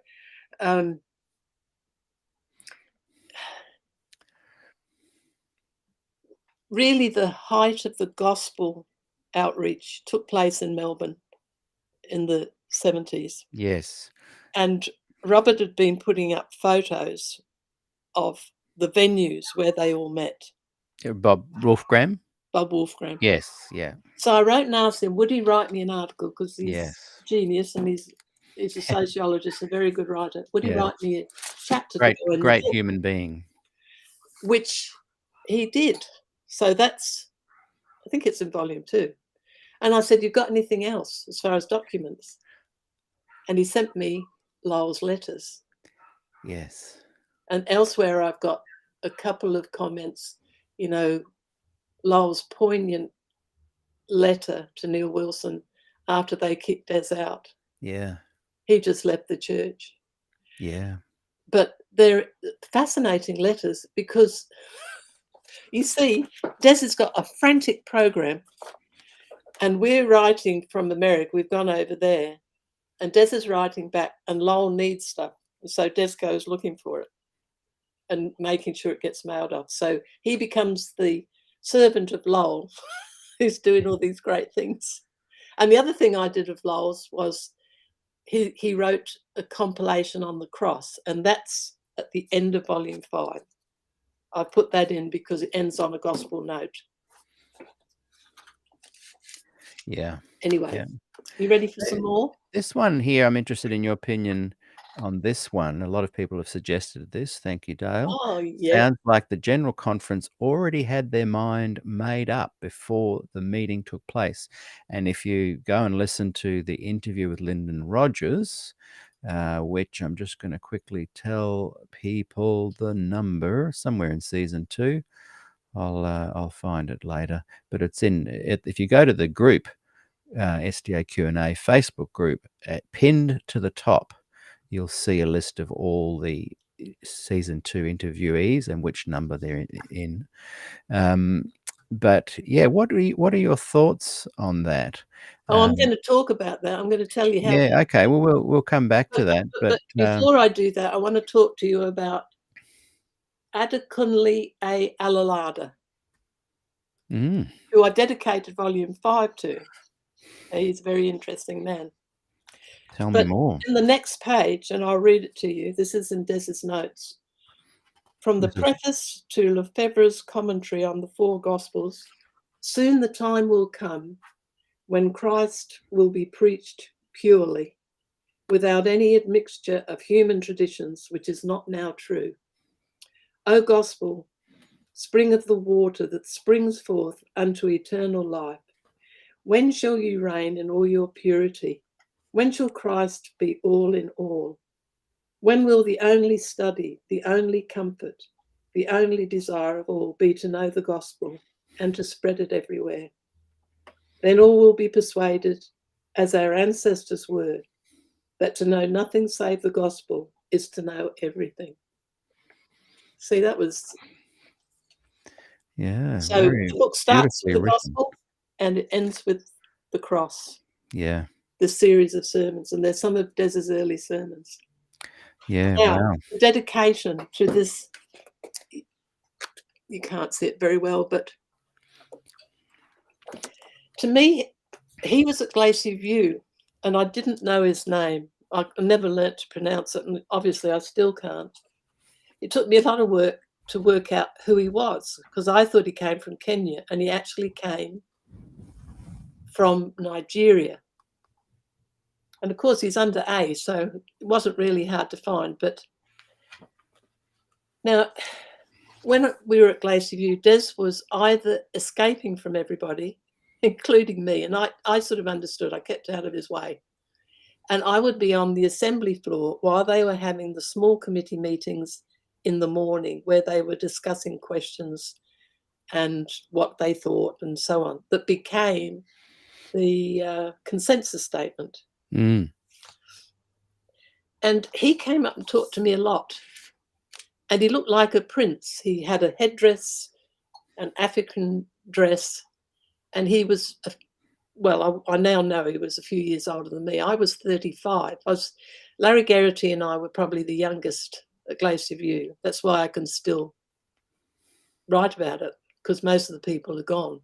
Yeah. But he was there, and he was from Nigeria. He'd been a teacher from the age of, so was about 40, and he'd been a teacher since the age of 20. Now, the wonderful thing about him was he was as intelligent as, I'd say, as anybody in the room, and he knew what was going on, and he'd been at Andrews for 4 years. So he used to come and talk to me about what it was like to go to Andrews, what they taught. And Des and I, after the forum in October 1979, and this is now August 1980, we went to Andrews in November 1980. We both did talks. I don't remember it, but I talked about hormones.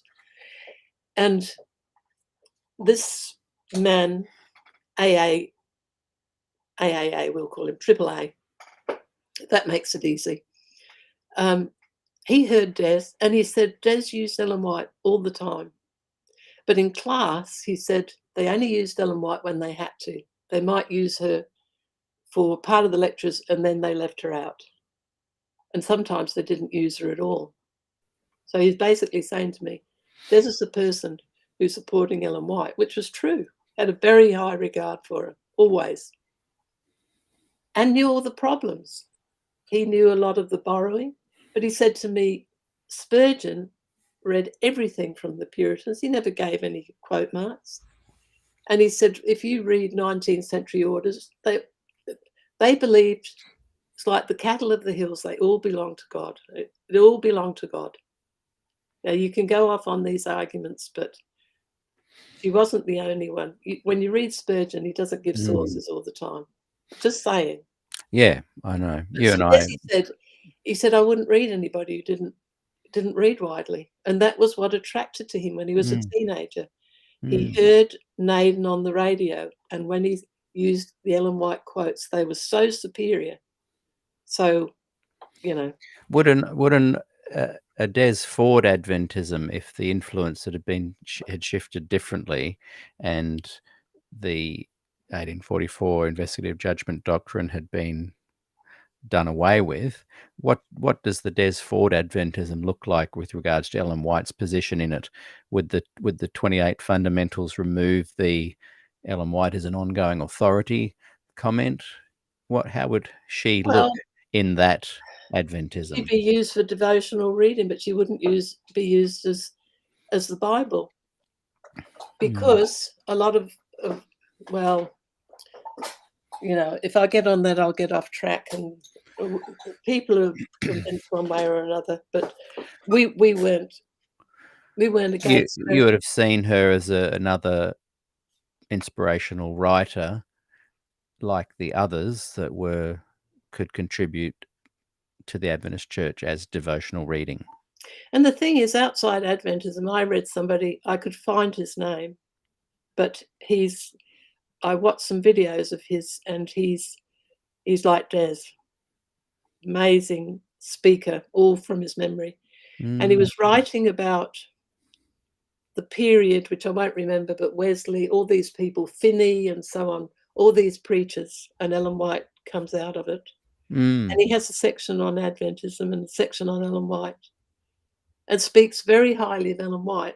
He was, I'm always interested in the background, I think he was Seventh-day Church of God and he became Presbyterian and he's a university teacher. But he said Ellen White was known, apart from Adventism, for her work on temperance. You know, she considered a world leader. People outside revere her highly. Do you And I think think to myself, the rest of us, none of us could do what she did, whether she had faults or not. And so, do you think though that yourself, Des, Cottrell, Garrity, all those that agreed with this idea of putting Ellen White into the proper perspective, do you think that you guys believed that that could actually happen within the church? To me, it seems that the church's DNA of holding her up as a prophet is so deeply entrenched.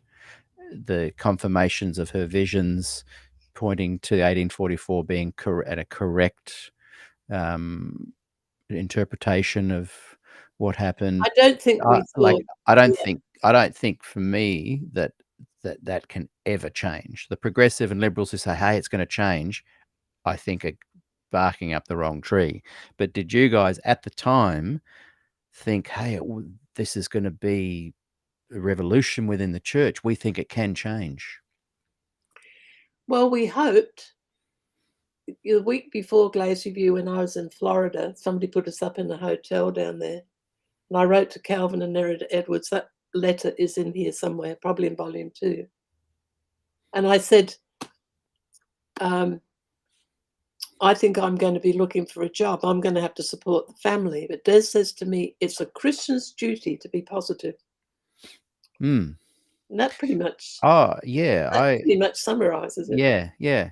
I get that. And they were all positive, and they're still positive. A lot of the progressive Adventists that are the ones I interviewed in season 2, they're the ones that are still alive, the scholars, academics, the pastors.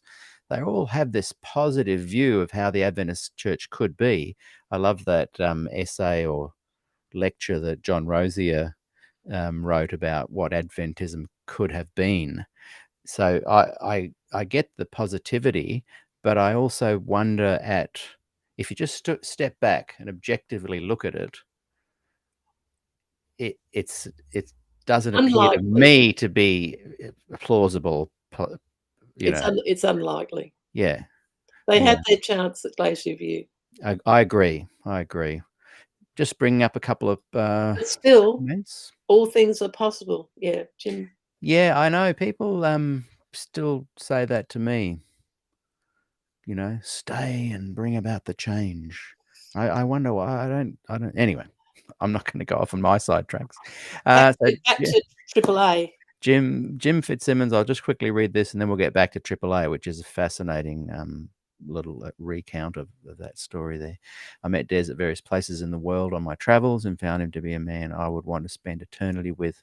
I bring that up because that brings it back to that positive nature of it. At the end of the day, that's kind of what you and Des are focusing on, that the good news of the gospel. So back to AAA. Okay, so he used to come in and talk to me, and I look on it as another providence. I'm a great believer in providence. I've seen it in my life from the beginning. Because he understood what was going on, and he said, I'll never be able to teach the investigative judgment again. He said, I'll teach both views and leave people to make up their own mind. And then after Pearson's letter, he was left on the Thursday, AAA did, and he came out and he said to me, it's hopeless. There's just no hope. See, this is one of the things I was prepared, but we all knew it. He said, oh yeah, he wow. said it because of Pearson's letter. Wow. And so what? Sorry, but they were hopeful because at the beginning, the men from Loma Linda came, and Neil Wilson had been there and talked to them and said, Des is not on trial. So they came and told everybody, and they were hopeful. And people like Jim Londis, he came and spoke to me with Bob Zamora, so hopeful that things might change. But there was the reversal of the Tuesday night where Neil Wilson really rough road Dad, as Luke said. And he did it on purpose. He did it to sabotage. He didn't want Des speaking. He did it to sabotage it. And then the production of this letter. Now, Harry Lowe's letter is in here, probably in volume 2. And Harry Lowe was the head of the 1960 Daniel Committee, the ministerial secretary for the North American Division.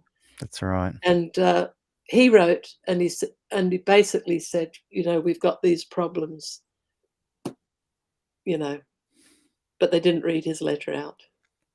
Yeah, I know. And some of those early letters I've got in the books here. So you can, anyway, back to AAA. What happened to SDAQ&A? Oh, he went back. He taught at Babcock University in Nigeria. I think it's Babcock. I was telling somebody the other day who knew it, and I called it Raleigh University. Yeah. Sir Walter Raleigh, anyway. And he became the president. And when he retired, he became the something provost. Now, I thought I'd love to talk to him again. Yeah, you say in the book that he's 85 years old now and still writing. And boy, wouldn't it be great to have him on the program? Some memory loss. He didn't know who I was. So what happened was I went back more than once, which is my nature. I'm a ferret, a rat, and a mole when it comes to getting stuff. And I went onto the West African SDA site, and they had a chat thing. And so I wrote and asked, did they have any contact details? And they sent me his phone number and said, call him on WhatsApp. Oh. And I called him and talked to him. Can you ask him to be on the show? That would be. It wouldn't be any good. He's got some dementia. I can tell. That's a shame. But because he meant so much to me, I can't tell you what he meant to me at Glacier View, because he was, when somebody's telling you back what's going on. Yeah. I wouldn't have known what was happening at Andrews and what was going on the floor. He came, he told me what was going on.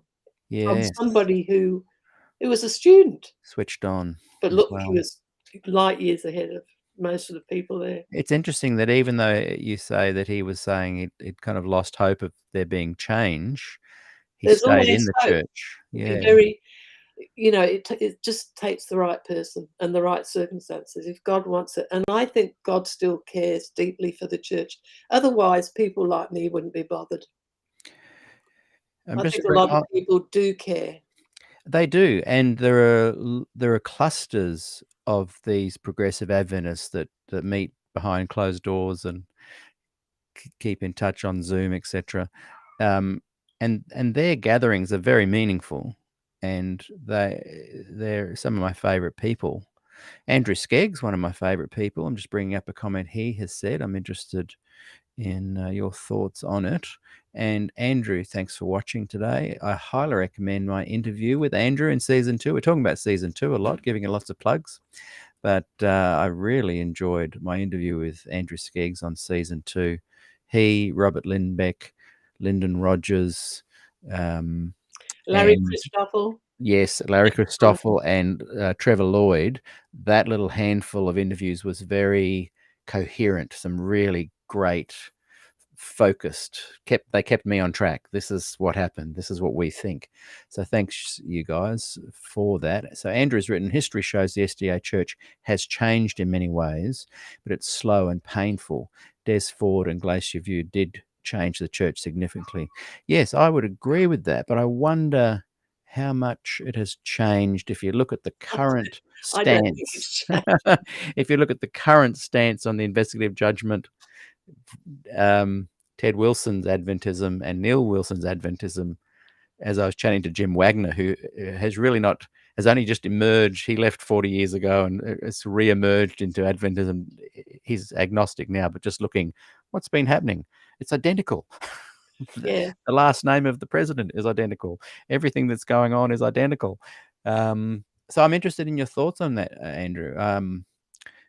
Has it changed when you say slow and painful? I saw some hope in the Jan Paulsen era. Am I saying that right? Was that who it was? There's been lots of carrots out there, and I think false hope offered. But has it really changed? Tell me what you think, Andrew. Come on the show and do another interview. I'd love that. Now we get to volume 2. And early on, now I'm going to tell you what I learned from doing this. Yeah. These are things I didn't know. And the amazing thing is, she says she can't find what she's looking for.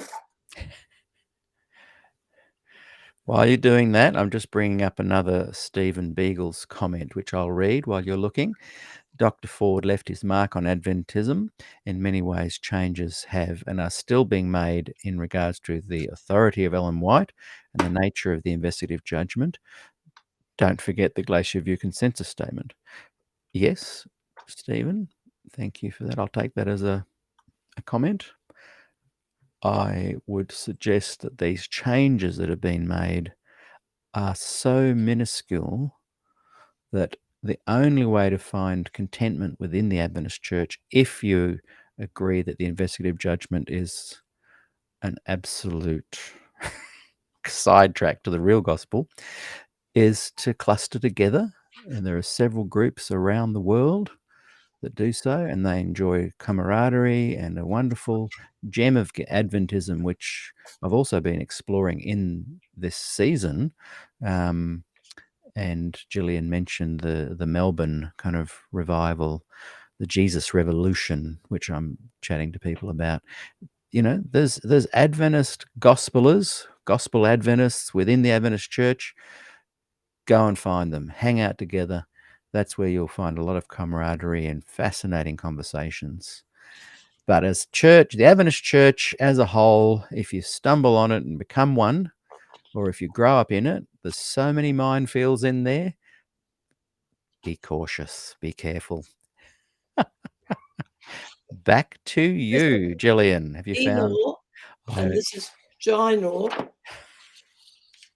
And their last name is Mouse, so that's all the work I've done. Enormous and Ginormous. Ginormous. Enormous, ginormous. All right. Now, the first things I found out that were shockers to me. And see, the wonderful thing is there's a paper trail.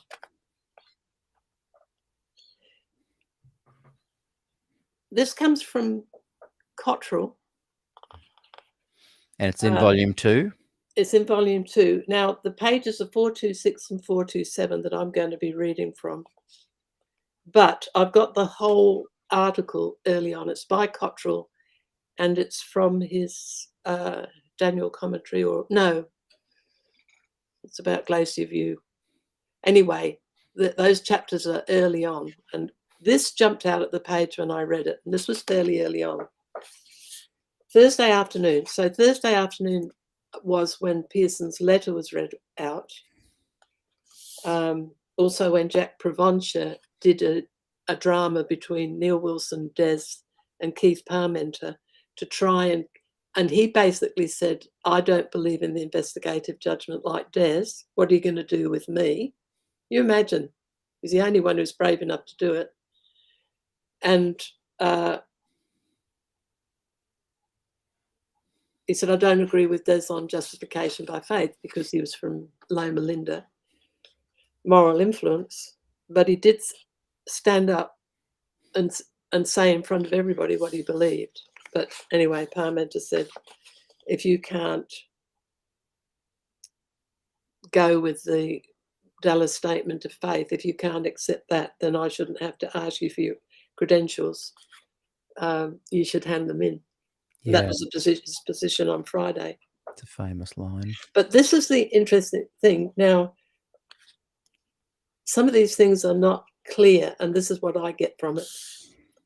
K.S. Parmenter's tacit admission Thursday afternoon that the Australasian, now South Pacific Division Executive Committee had instructed him to be sure that Ford was defrocked, irrespective of Glacier View. Wow. Now, he apparently made that statement on Thursday afternoon. I was there and I don't remember it. Well, that jumped out at the page. So I thought to myself, I wonder if I can get hold of the division minutes.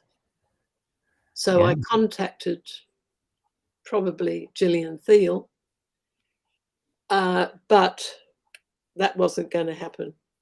They'd have had to get permission for that. But the point was, there was no meeting and there were no minutes kept.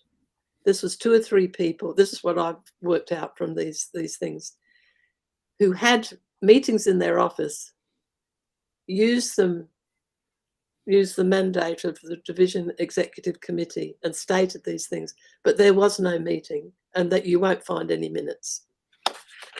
Do you get that? Yeah. Want me to read it again? And yeah, I do. It's so important. I want KS Parmenter's hear it tacit again. admission on Thursday afternoon that the Executive Committee, the Australasian Division, had instructed him to be sure that Ford was defrocked, irrespective of Glacier View.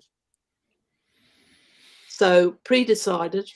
Yeah, that comes to By that. a few, and I've got to guess at who the few were. Who?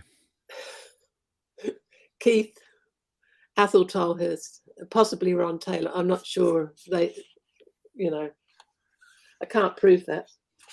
Neil I Wilson. don't think there was a meeting. Now, going from that, this is Cottrell. Now, Cottrell took shorthand notes, and look, he's an immaculate scholar. And if you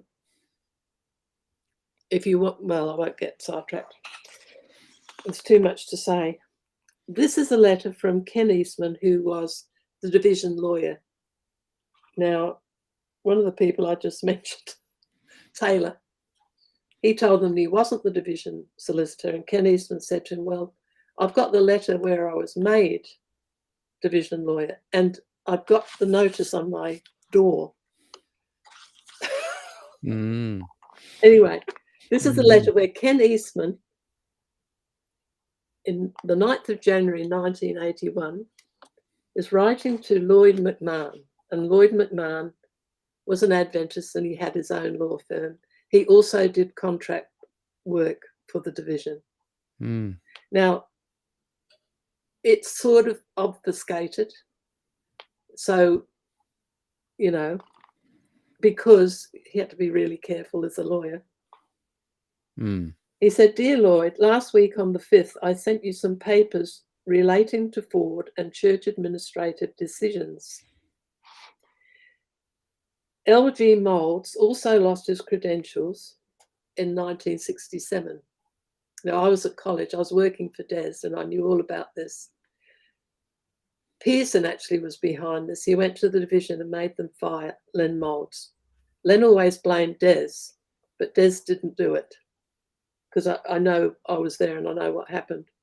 But anyway, Len thought he did. That came from Pearson. When you read Gilbert Valentine's book, he used to go to Andrews, and he got rid of a number of faculty. He was on the hunt. Is that the Canaries book? It's a great book. L.G. Moulds also lost his credentials. A copy of the Avondale Executive Board minutes is attached, as is the Executive Committee action. It is interesting to see the comparisons between Len Moulds and Des. Moulds appears to have been dealt with in accord with principles of natural justice. Moulds was present before the Executive Committee. He was able to speak and to give answers to questions. He would have been able to rebut, to correct anything he felt was not correct. Ford was denied this. Now, they're talking here about the September 15, 1980 meeting at Wahroonga with the division executive. Yeah. So Des wasn't present. And this is just after Glacier View, isn't it, by a month? Yeah. So he wasn't present. A lot of emphasis was placed on what Ford meant by his 2 letters in reply. There was a certain amount of reading between the lines. Moulds was, at a preliminary stage, examined by a group of persons nominated by the College Board to do so on its behalf. There was an action preceding and validating this course. No such action or validation was given to Prexad to usurp the function of the division executive. I've heard it claimed that Prexad acted at our request. Now, this is another important. He means that this is what Parmenter and Taylor said in front of him. Yes. On one occasion, I countered with, "That's interesting. I don't recall that going through the executive committee," only to be met with stony silence. What did happen, I understand, is that the officers, or some of them, decided on that course, and it is not documented in the officers' minutes. Now, he's saying what I've just told you, that they made a decision that Des was going to be fired, whatever happened at Glacier View, Yeah. ahead of time. Yes. Now, this is the church lawyer in Australia Yes. saying this. Yes. And Yes. he's saying Prexad acted at our request. Now, Wow. it's dynamite. So, you know, I That's didn't know incredible. this, but now it's out there. Yes. Yeah. Now, They're wanting to with this, protect the authority of Ellen White. I've commented more about this in the books, but I won't go into it. But that was the two first key things I found, and I was Yeah. working on the first two volumes. Yeah. Now, recently, somebody who's given me a written statement, and I'm going to put these, not in Australia, somewhere to be held for 35 years. The father, who was a senior minister at the division, asked Athol Tolhurst just before he went to Glacier View, "Have you read the manuscript?" Now, our understanding always was that he didn't. He took photographs. He went around taking photographs all around for his evangelistic series. He told his son that he did, but we were told he didn't.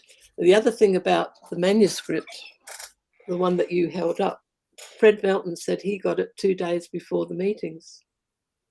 So Wow. it didn't get to people weeks ahead. And I don't think that Athol read it, but, you know, he said he did. Anyway, this senior minister, and it's in the book, so if I don't get it quite right, I'm doing it from memory. And remember, I'm heading for 80. It's in volume 2, did you say? No, that's in volume 5, I think. Okay. Because I keep coming back, I find more, and I put Yeah. these things. Yes. So this is a new thing you've discovered and Right. added. Yeah. Sorry. Am I Go going ahead. up too much? No, go ahead. I'm Okay. waiting with bated breath. Now I've forgotten where I was. Oh, This minister. so the senior minister, just before Athol leaves for Glacier View, said, "Have you read the manuscript?" And he said no. Wow. And then he said, "He's gone." Wow. And this This is father before said, Glacier View. yeah, he said, "What did you say?" He said, "He's gone." And apparently,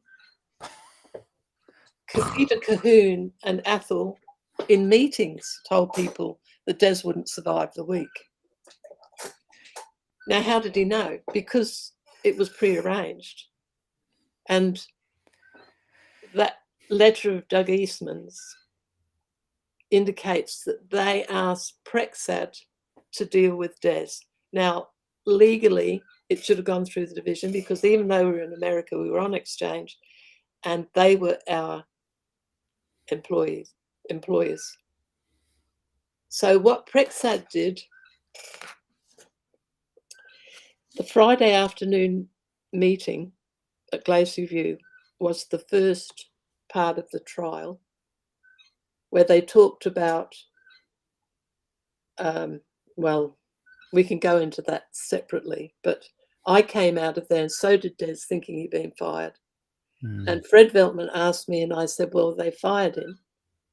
And I was told I was a liar. Now, when you read, I think in volume 4 or 5, there's a transcript of the meeting that Keith Parmenter took when he came back to Australia. If you read between the lines, you'll see that he's hinting that I lied about what happened in that meeting. Yeah. Yes. And In that, they even put in a question in the question session asking, do you think Dr. and Mrs. Ford spread these rumours? And I think Parmenter put the question in. and in that So I reminds me. footnoted that. So I don't Yeah. only give you the Sorry. document, I'll tell you what I think is going on, which could be quite wrong. And look, I want to say to people, if you find I've got something in those books, I'm perfectly willing to change it if you give me the evidence. Mm. I'm not trying to be nasty. I'm just trying to tell you what happened. Yeah. So anyway, what it looks like, the Australians didn't want to fire Des because he was too popular. So they asked Prexad to do it. So we had the Friday meeting, and then there were two meetings, one in August, I think the 22nd, and then September the 2nd. Now, they didn't invite me to those two because I'd cried. And of course, I'd lied about what happened in the meeting, so they weren't having me back. So Des went through those on his own. And that's where they decided they couldn't send him to Europe because people tried to rescue him at Glacier View. He was too much of a heretic. So then Neil Wilson sends a cassette and he tells the Australasian Division Committee that they must fire Des. And John Carter he was in that meeting, and he tells you there were 4 or 5 people, he says 4, who wouldn't agree to fire Des, and he was one of them. So Good on you, John. So that's what happened. And see, after Glacier View, the church lawyer, and I know his name, in America, he was the uncle of a man who is of the same name, who was a teacher at Andrews, and Doug Eastman. They both told Des he had a case to sue. Yeah. And I Des remember said to saying me, that I one. would never sue the church. Of course, suing is the only language they understand. Yeah. I wish we won't go into it, but I wish you guys had sued the church, and I wish GNU had become a denomination. Don't have to comment. Well, the trouble is, we had all sorts of problems at GNU because it's humanity. I mean, Yeah. Des and I aren't This is perfect. different, though. This is I'm less perfect than Des. this is allowing people to join a denomination that's focused on the gospel rather than be part of a doomsday cult. Wherever you've got intelligent people with a high IQ, they've got their own ideas and they don't get on. And we saw it over and over again. And some of the things that they said about Des, I know they're just not true. Yeah. So I know why you didn't. I and respect see, Smuts came in. it. Smuts came in and worked with us for a couple of years. He never Yeah. did well outside the church, but he was wonderful while he was there. Yeah. Great man. Just But he didn't want to start a new denomination either. No. But we got a lot of flack. Just a quick plug for Good News Unlimited. I had a little look, seeing if I can bring it up online. I had a little look. I'll just quickly try and share the screen. Where has it gone? It's here somewhere. I can't find it. Oh, here it is. Here's the goodnewsunlimited.com. The webpage looks fascinating and really well done. What's your involvement with Good News Unlimited now? I just work on desert stuff. Right. In 2017, I decided I would video Des and me, and I would do his Facebook, and I would republish his books. Now here, a lot of these are republications, like The Forgotten Day I redid because it was out of print. Here it is. Right. Hang on, I'm just coming out of there. There we go. Can you hold that up again? I just was not having it. Oh, okay. Your mirror image is back the front. Yeah, that's all right. So go and check out goodnewsunlimited.com. It's a fantastic website. I was having a look at that this morning. So that was the first key things that I found. And the other things, Norman took an interview, did a really good job on Glacier View. Now, Norman and I have had our differences, but he did a good job. Now, one thing he said, the reason I got upset with Norman at the beginning was that he wrote a letter to Des after Glacier View. Now, Glacier View was very painful. I didn't cry for nothing for 6 hours. Mm. And Norman sympathised with Keith. And Norm Young you're talking about. He spoke about a letter and why couldn't Des have gone along with it and so on. Now, I didn't realise until he did that interview that he was talking about a letter that was written in 1978, because I went back and looked at the letters between Des and I couldn't understand what he was saying. Right. So I went back and I had a look at history of that letter where Des was very plain to Keith Parmenter. No, those letters are all in here. Oh. They don't all come in. They're in order. I tried to do them all in order, but because in volume 3 onwards, I sort of got all these extra letters. Yeah. They're in order, but they sort of go backwards. They go okay. 80s, the 80s. That's the way it was. Yeah. And maybe my approach to reading the volumes shouldn't be copied by others. Like, as I said, I tend to flick through. No, I think it's a good idea. It does work that I've way, yeah. suggested it to people. Yeah. So anyway, the story behind that letter where Des nicely, he was always polite, tells Parmenter his opinion. This is what was behind the story. I don't think Norman knew it. So what happened, this is part of the trail that I'm trying to tell you of what was going on behind the scene. We're back in 1978, and the CB, well, even back further, they'd had 3 or 4 meetings with Des in the 1970s, beginning with before we were married in 1970. And then the last meeting was in 1976. And I keep on thinking of things I want to say, but I don't want to get off track. Anyway, that's why I stopped. So Stay on track. It would be good in here, but anyway. So Frame told the CBs, look, you've had 3 goes, and what was shown is you haven't kept up with your reading. So there'll be no more meetings. But of course, he went out. He couldn't handle all the theological stuff. He went out. And in comes Parmenter. And of course, the CBs go after him. And if you read The Gathering Storm by Russell Standish, you'll see these meetings that they had with them. I think one of them, I won't remember the number. I think it's about 180 people, but that might be wrong. So they're having these meetings, but they're constantly trying to get Des out of Avondale, and they succeeded. So what happened in 1978 was, before this letter Des wrote to Parmenter, comes over in October to the annual council, and he talks to the GC brethren, and then he talks to Jack Castle. And he asked Jack Castle, we came over 2 years. It was, Des said, I'll go for 2 years, but I want to come back.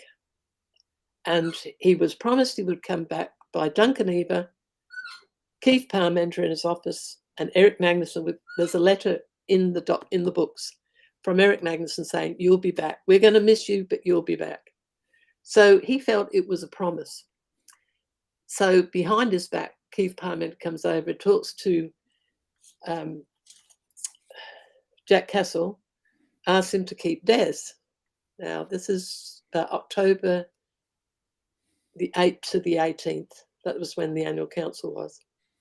Des was apparently in San Diego, so he goes back to Australia, has a workers' meeting, and he tells them that Jack Castle has said that he wants to keep Des. They like having him there. So they're staying. Now, we don't know this. So, of course, one of our spies, how many spies, calls us up, had to be a call, and says, you're staying at PUC. And, you know, Des never got upset or nasty, but he didn't think it was right to make this decision without telling him. So I turned up the next day when I knew that Jack Castle was coming home, and sat in his office, wanted to see him. And I asked him, is it true that we're staying? He said, yes, it is. He said, Elder Parmenter asked me to keep him. Now, Pa meant to put it the other way around when he presented to the workers. PUC wanted to keep Des. So Interesting. 2 weeks later, we get a letter from Parmenter, and it's full of stuff about the Brinsmeads and all the rumours.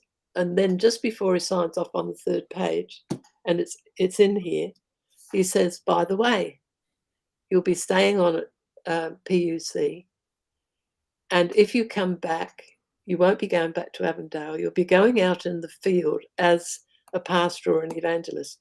Now, Des said to me, they will put me out in the sticks and they'll fire me. So he wrote, I don't think it was a nasty letter, but Norman didn't like it, see. So that's the letter he was writing to Des about after Glacier View, and I didn't realise that. But because That I went back, did that help you resolve some of your thoughts about Norm? Putting well, it we into won't that get context? onto that. Let's get onto that. Let's stay No, on I'm talking about, was there resolution in your mind, or did that further complicate it? Well, I mentioned Norman in here because he did an interview with you not long ago, and all I did was where they spoke out, like Bill Johnson and Norm, I've responded to them. That's all I've done. I'm not going to get into the personal stuff. It's very difficult when you've got mutual friends. I'm not asking for details, but did that complicate or resolve when you realised? No, it helped me understand. But I also went back and then I followed the history and I saw what happened. So the old men got their way in 1978. They got Des out of Avondale. He was never going back. Yeah. See, and for Des, when he found that out, he thought my teaching career's finished. Yeah. He never wanted to stay in America, and he thought, I've got nothing to lose. So what they did was sort of fire him up for Glacier View. So that happened. Right. That was a major thing. And then, of course, they're having Righteousness by Faith meetings in Washington, D.C. Des attended one in September 1979. Bob comes out early summer in 1979 on 1844 Re-Examined. And, of course, John Brinsmead said Des was involved in that book and says that Des edited Shaking of Adventism. It was not true. Des saw these books when they came out, like everybody else. Mm. But see, the brethren believed it. Yeah. And they never talked to us about it. Yeah. They talked to us. You know, I was supposed to be very much involved, but they never came to me and said, Jill, this is what's being said. Mm. But see, I heard the stories on the floor at Glacier View when we got there in detail. I don't even know who told me, but that's where we learned it. And John Brinsmead was mentioned. So we knew what it was about, but there wasn't any goings on with us and John Brinsmead. So we didn't know what it was about. And I didn't find out about that until I talked to Bob Brinsmead. I went to his place by accident in 1988, and he told me what it was about.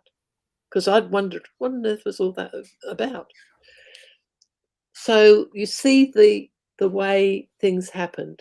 And so Bob Brinsmead in summer and I've mentioned this, 1979, has written 1844 Re-Examined. Des is going everywhere speaking. Everywhere he spoke, Brinsmeads came along because they loved the gospel. So they're asking about it. Then Des, in the summer of 1978, wrote Crisis, his commentary on Revelation. Mm. And he came back. He probably went to the Righteousness by Faith meetings, but he went to the Library of Congress. He handled everything on the book of Revelation. And when he came home, he said to me, I've seen it clearer than ever by looking at all these commentaries back to the year 400, how at the time, even Luther, he looked, they looked at the book of Revelation and they saw the fulfillment of things in their own day. So Luther thought he was preaching the three angels' messages, the plagues going around England. He thought that this was the fulfillment of the last days. And this is historicism. It's only pertinent in the particular time that you live. So he saw clearly that this is what Adventists did in the 19th century. They saw everything as happening in their time. But then the problem comes that the scriptural basis of it is very dicey, and a lot of people have seen that. the dates are all wrong. The history's not right. Mm, The mm, historians know it's not right. mm. And time goes on and you have a huge gap and, 150 years, and it becomes, so he thought, this is the time. I'm not going back to Avondale. Then my teaching career is over. I've got nothing to lose. Right. Of course, that was too bad for his students who got kicked out and so on, but he felt it was the right time. And that's why he so clearly wrote his line in the sand thoughts in the manuscript as well. Now, I promised people that an hour in we would have a toilet break. A lot of people say we love these long interviews and we enjoy sitting there having a cuppa, listening, watching. So we're just going to have a quick 5-minute toilet break for those I've that told would you like. this bit because I hadn't had that worked out. And then I'll tell you the next bit, which I've worked out in volume 5. Now I have to try and think what it was. You think while we do the toilet break, Well, I'll do the toilet break. That may help. and then everyone, thank you. We're coming back in just 5 minutes' time. Enjoy the music, and we'll see you in 5 minutes.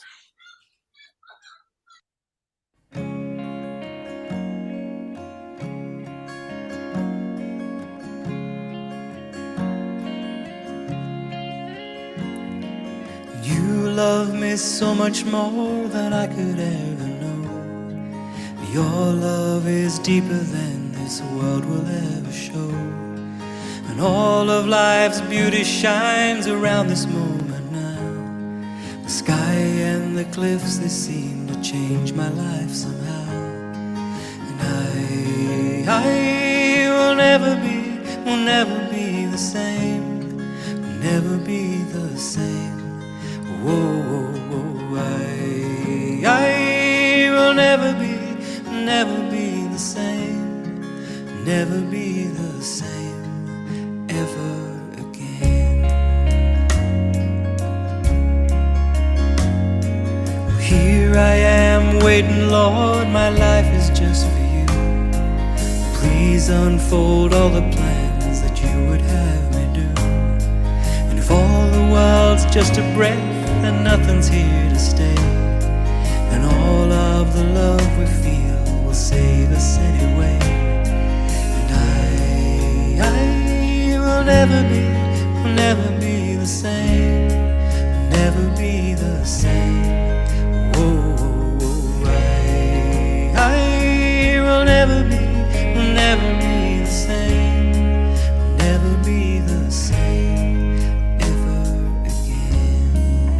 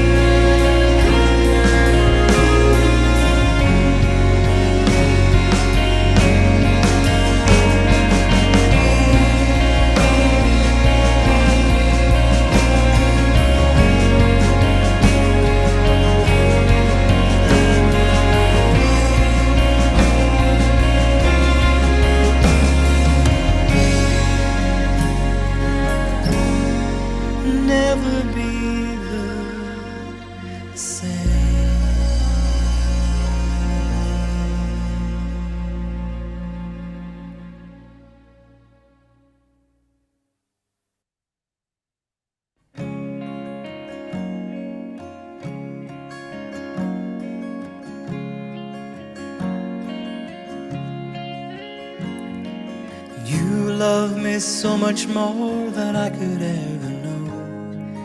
Your love is deeper than this world will ever show. And all of life's beauty shines around this moment now. The sky and the cliffs, they seem to change my life somehow. And I will never be the same, will never be the same. Whoa, whoa, whoa, I will never be the same, never be the same ever again. Well, here I am waiting, Lord, my life is just for you. Please unfold all the plans that you would have me do. And if all the world's just a breath and nothing's here to stay, and all of the love we feel will save us anyway.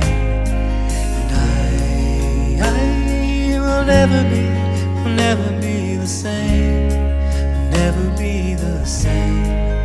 Whoa, whoa, whoa, I will never be the same, will never be the same ever again.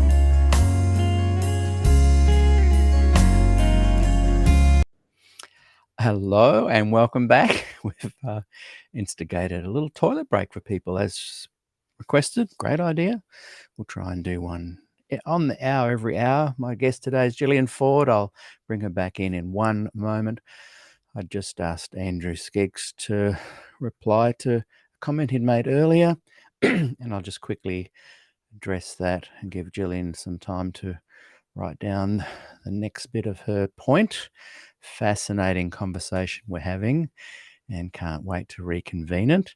Andrew Skeggs has written, "The Church may still uphold 1844, but our modern commentaries on Daniel and Revelation are far different from Uriah Smith, and our scholars uphold righteousness by faith now, as the conservative Gerhard Fandel acknowledged in the Adventist Review."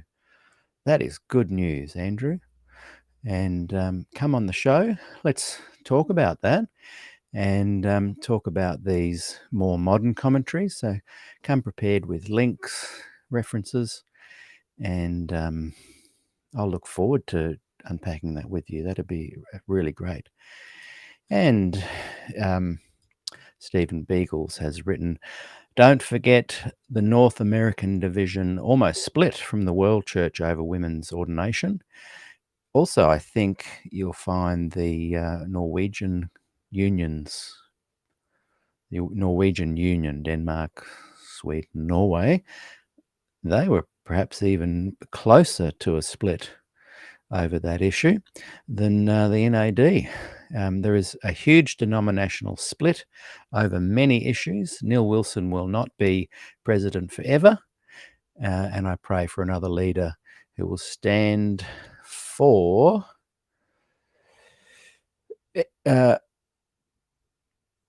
sorry, there's something disappeared there. Who will stand for the gospel. There we go. Thanks, Stephen. Okay, we're going to bring back in my very special guest.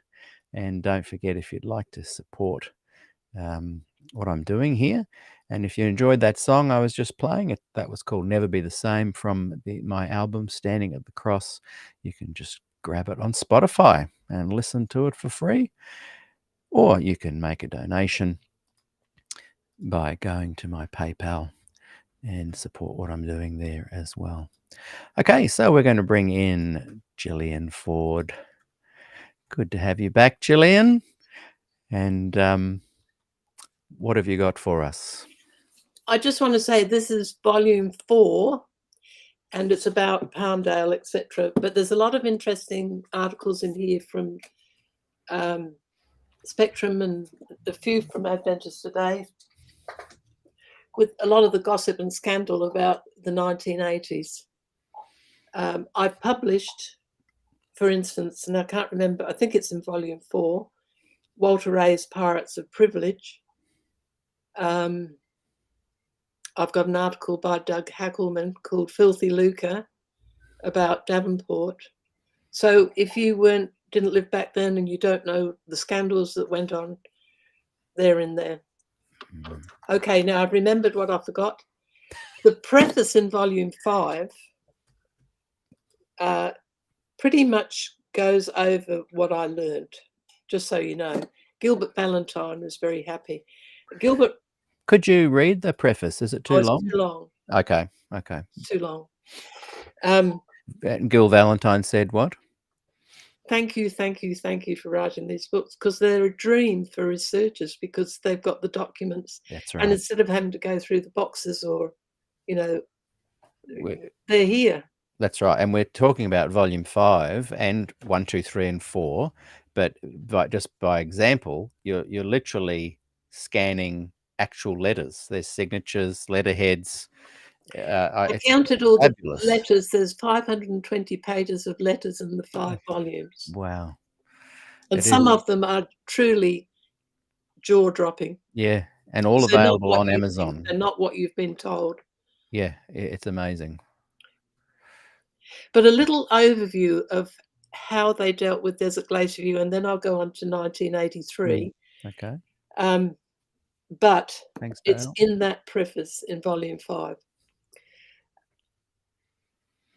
The seeds for how to deal with Des were sowed at the Dallas General Conference in April of 1980, where they came up with the 27 fundamentals. It was like they're preparing. Oh, they were. Preparing for the war. They were preparing for it. Yeah. It was already in the works. Duncan Eva was the head of that committee, and it went on for about 18 months. And it was done very democratically, but the problem... One key article, I mean, if you do work through it, you've got to be like me to be interested, really. Yeah. And you've got to... But as Peter says, you can pick a chapter or a couple of letters and read them. And really, you only need one book and you get the whole story. It's about the same thing. But I've forgotten what I was going to say. The 27 fundamentals. Yeah. April. The article by Larry Geraghty, June 1980, I think, which you can download from Spectrum Archives. It's a very important article. When Larry came over some years ago for a forum, he came up and stayed with us overnight to thank Des. His sister had sent him because his mother didn't know the gospel, and she used to go to Des's Sabbath school classes at PUC and changed her life. So Larry came up to see us. Lovely man. The only person who wrote us a letter in sympathy, who wrote to Des in sympathy after Glacier View. And he wrote some of the best things, the best letters, and this article he wrote on the making of the Dallas Statement.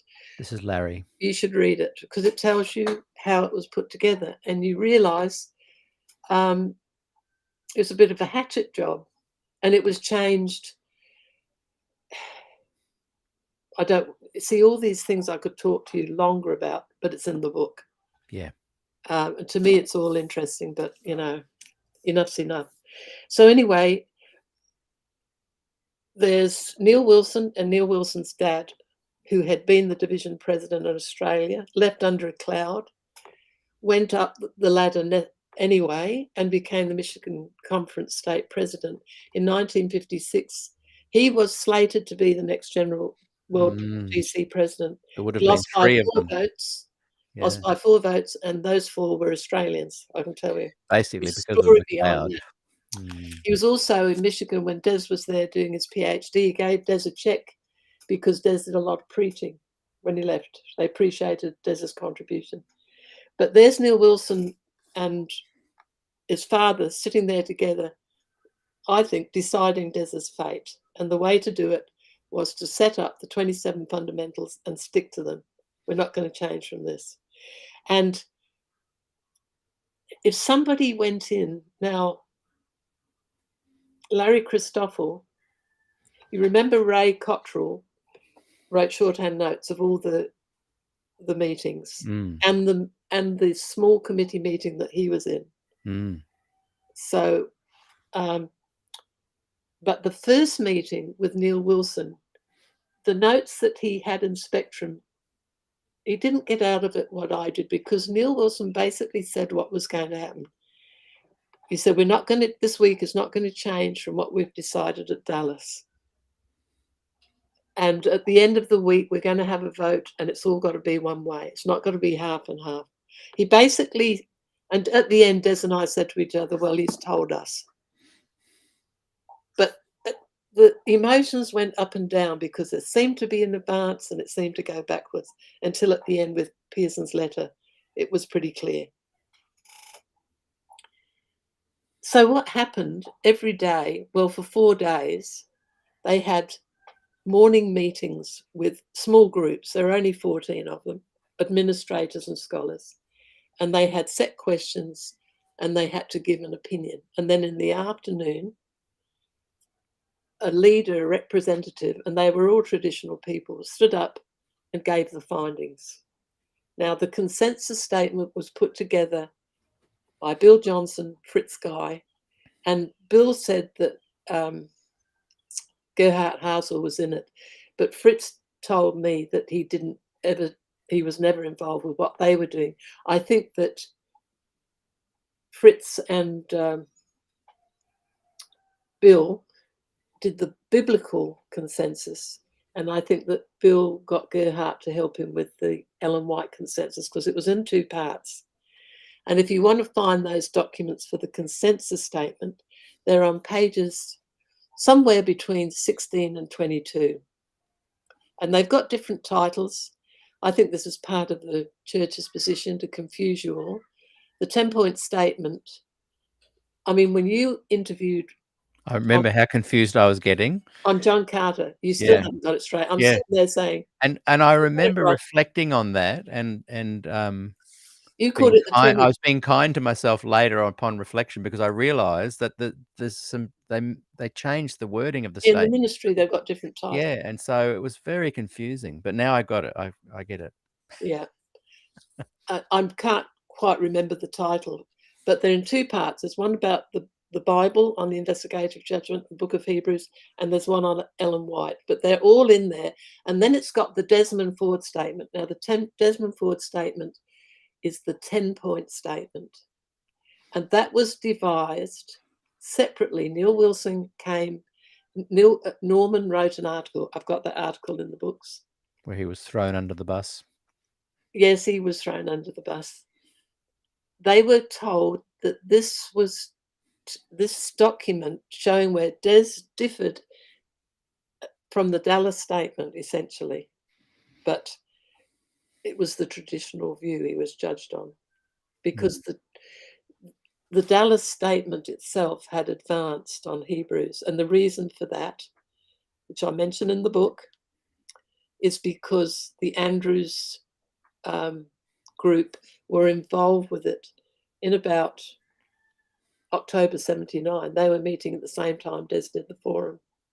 And Larry Garrity, in that article on the Dallas Statement, that's a very, very important article to tell you what was happening. And when you see Neil Wilson's words, he said, there's nothing to fear. We're not changing, essentially. So if you read that article,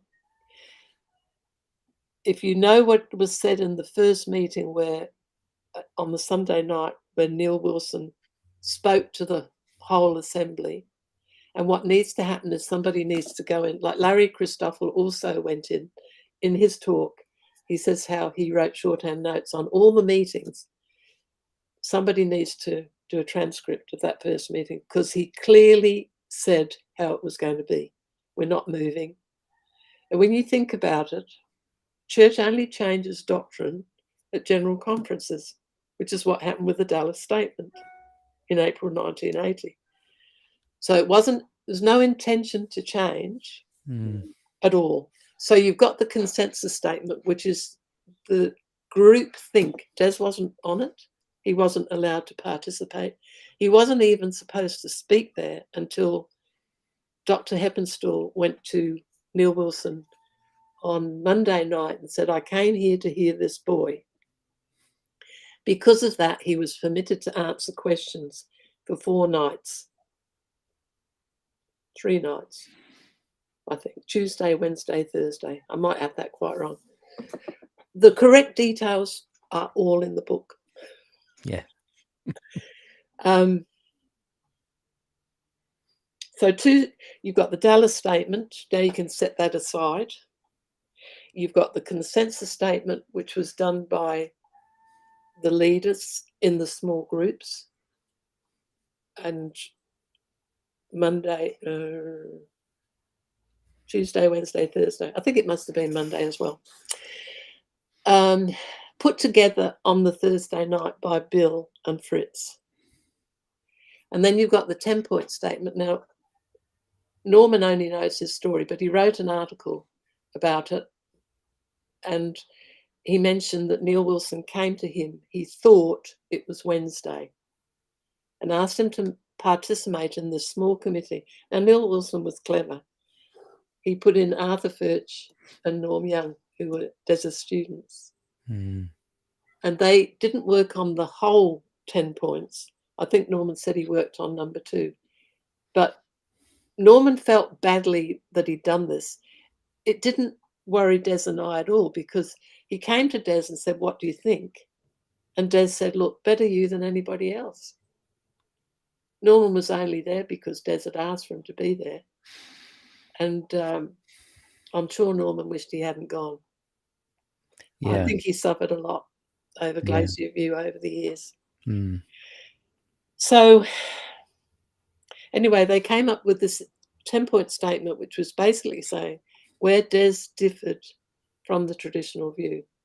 Now, you didn't need to have Glacier View to come up with that statement.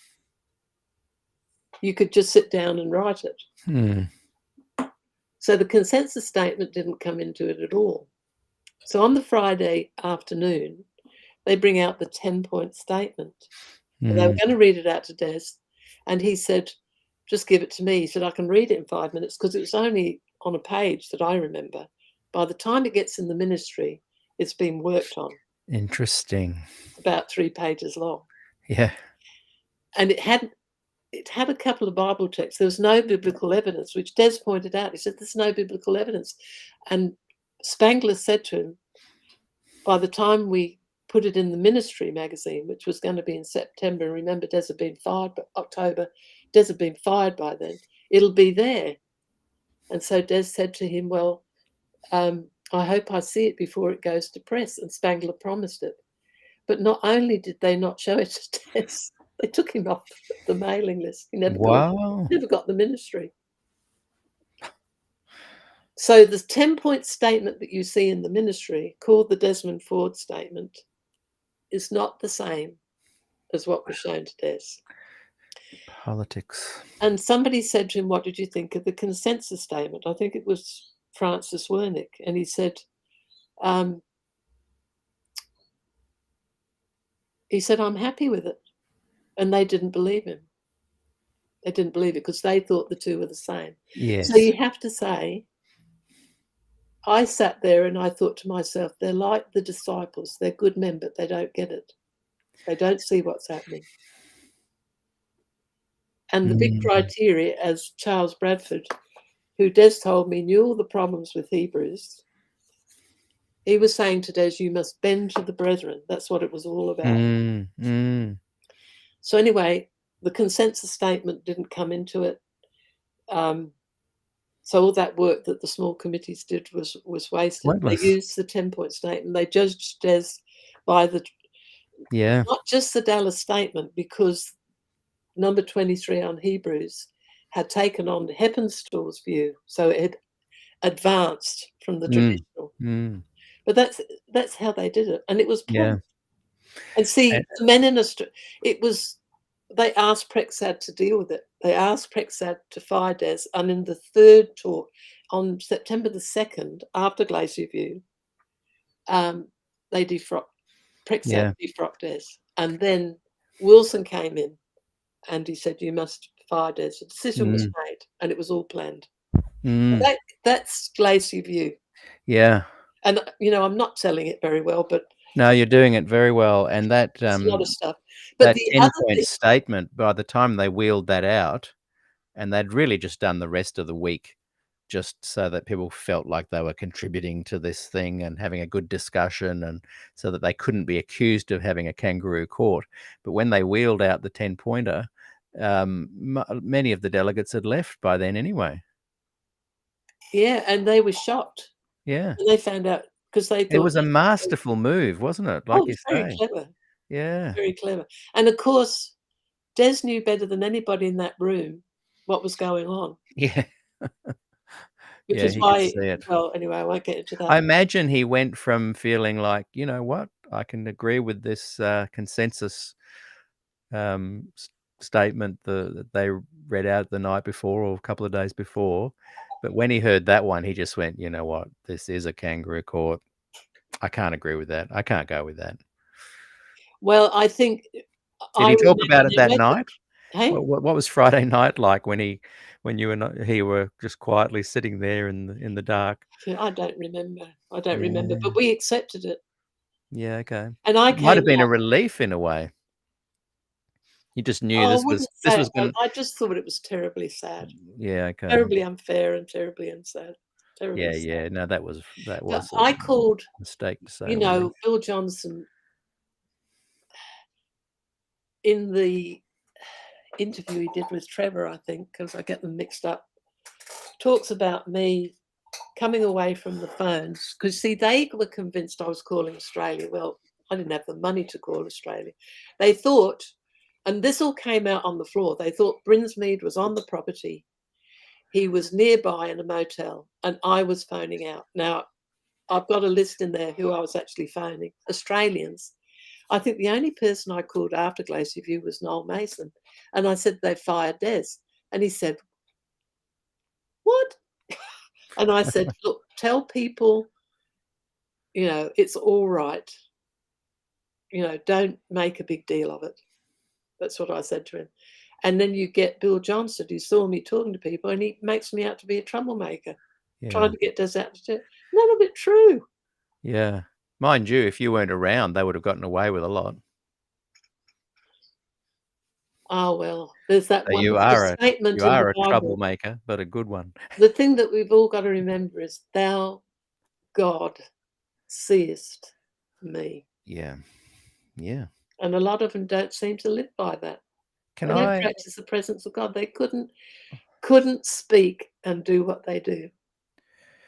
Can I haven't finished yet. Oh, you go. I've got to tell you the go. last bit. 1983, when we got You cannot. I can't believe you said that. I literally was about to read something from February 2, 1983. But you go for it. All right. I'll come back to it. Well, it wouldn't make a difference whether you speak or I speak, because that's what I'm speaking about. But, memory is a strange thing. And my memory, when I started working on this, because what happened in 1983 was they came back the second time. And you may find this hard to believe, but they took away Des's ordination. They called him apostate, and me, and Smuts, and Noel, because we turned up for the meetings in San Francisco in 1982. And after that, they went after a membership. Neil Wilson started calling PUC, which he did every time there was a new senior minister.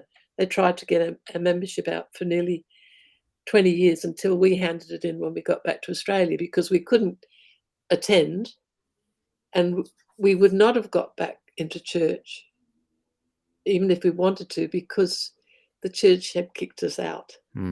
It's easy for people to say, see, they left, but they don't know the story. But anyway, the story as I understood it at the time, and this is what, going back over all the stuff again and again and looking at all the documents, you realise where you were wrong.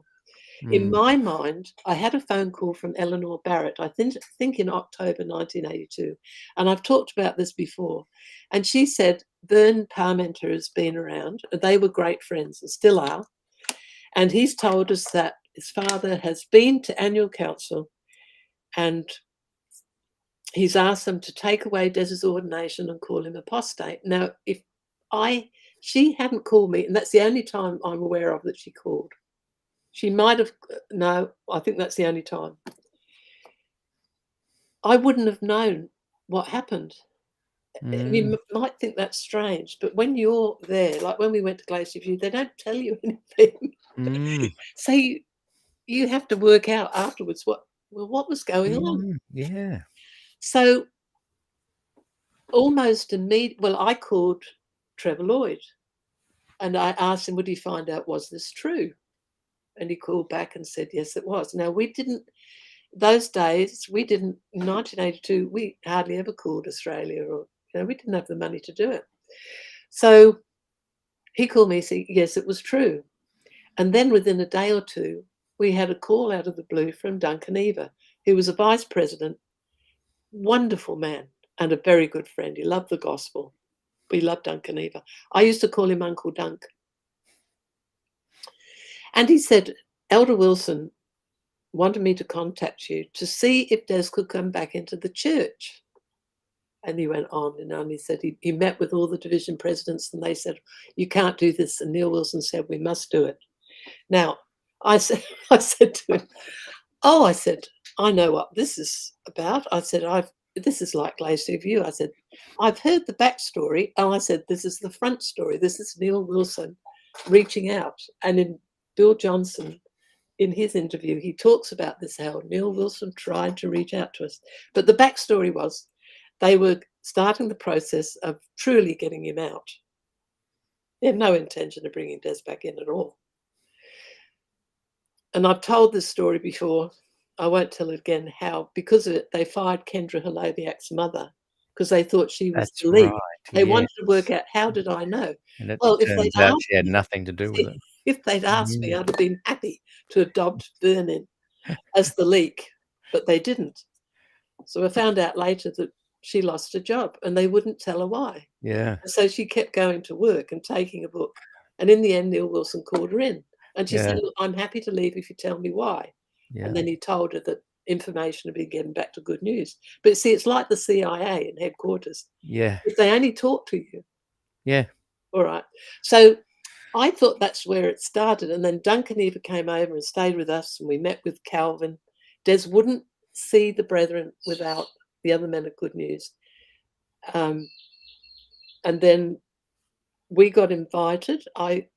I went, and Des insisted that Calvin go. So the three of us went to Washington and sat in Neil Wilson's office with a wonderful yellow carpet, the colour of sunshine, I used to say.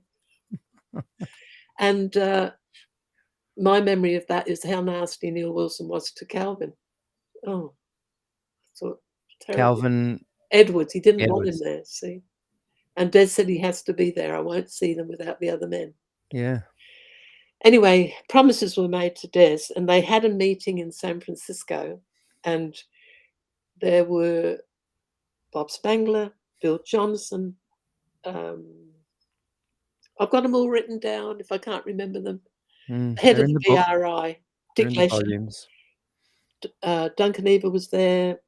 Mentioned Billy. Gerhard Fandel, the church's axeman.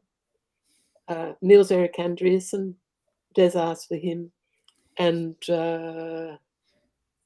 he was from Brazil, and he just died. Another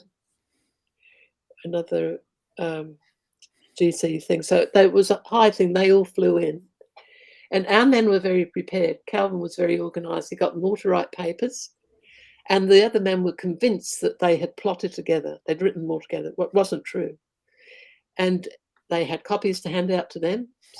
So they were quite organised. Anyway, I won't go into that. But they soon thought Des had gone even further out on a limb. So Neil Wilson would have been thrilled that the meetings broke down. And afterwards it was announced. They didn't mention that they declared him apostate because I think they knew. Ignore my phone in the background. I turned off the mobile, but not that one. But it has taken my mind off what I was talking about. This meeting where Neil Wilson was quite happy that it had kind of fallen through. Right. Calvin Edwards.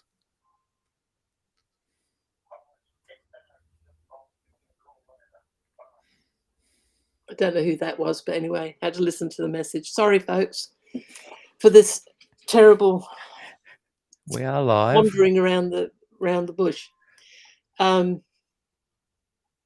Anyway, the meetings, they didn't mention that they declared Des apostate. Because of it, I handed in my membership.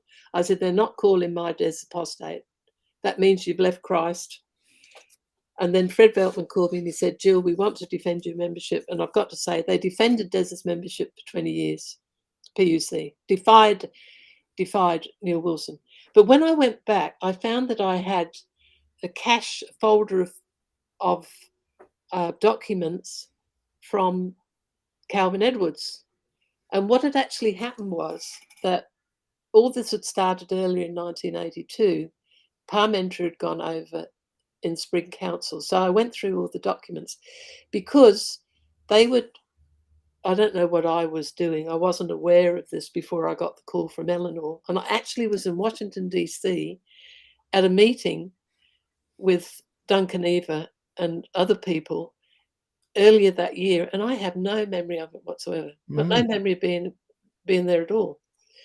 But the documents show, and what happened was, because they were trying to negotiate, they didn't like Des and the other men going over. They were too successful going over to Australia.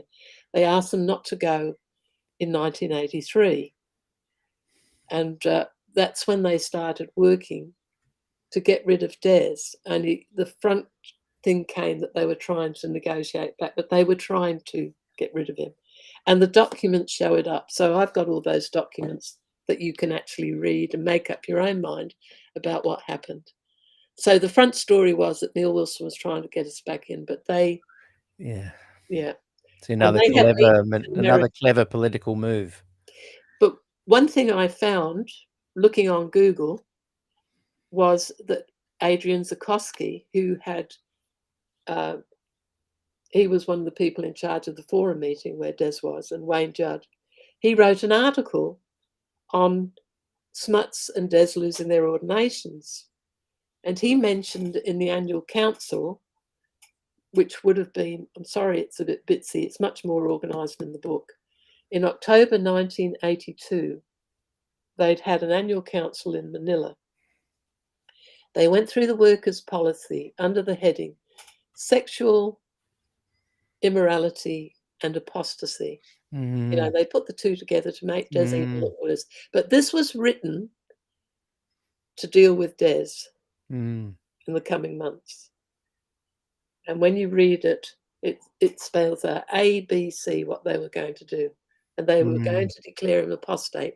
A different meaning to the usual, which is leaving Christ. It means leaving the truth of the Adventist Church. That's right. So it was all plotted. Yeah. Just like Glacier View. Yeah. They made the decision, and Neil Wilson went in confident. You know, he could say at Dallas, don't worry, anybody who's worried about it, nothing's going to change. So anyway, I've put it all together, and I don't think they can answer it. Yeah. But see, if they don't read it, they won't have to deal with it, will they?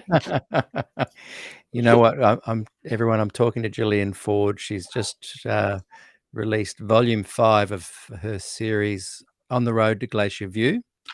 And I highly recommend, you know, this interview has been great because I think it's puts everything into context. And I think people will now enjoy these volumes even more because they're hearing some of the personal reflections that you've been sharing. So I just highly recommend go to Amazon, look it up, buy it. It'll come in the mail really fast. I've got all 5 volumes, and I thought I was going to say, okay, well done, that's it, the series is finished.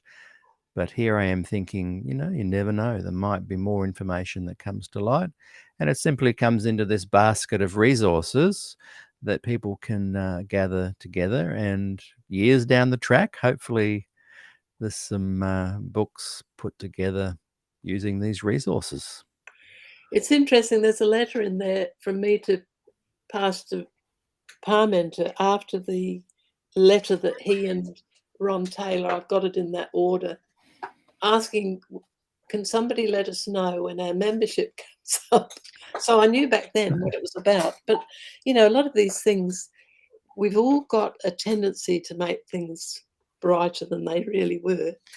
So I knew at the time, and I said, we know that Smuts' membership has come up at the church in Michigan. But I said, would you mind letting us know when our name comes up? And then I forgot it. And it's possible that that happened at PUC, that I did know that his contract had been broken, but it was new light to me when I read it at Castle. But to me, because I was there in a lot of those meetings, they don't mention me as being in the meetings in San Francisco, but I was. Yeah. I'm a witness, but I'm also somewhat of a historian. And I also know what Des believed. One of the amazing things, it doesn't mean anything to anybody else, but when I came to college, my parents weren't Christians, but in the line, I nearly didn't come. McDowell wrote me a letter. I was questioning whether I should go because I had a really good job. And he wrote me a letter in his handwriting, and my mother looked at it and said, I wouldn't go to any college where he was the president. He writes like that. What did he say?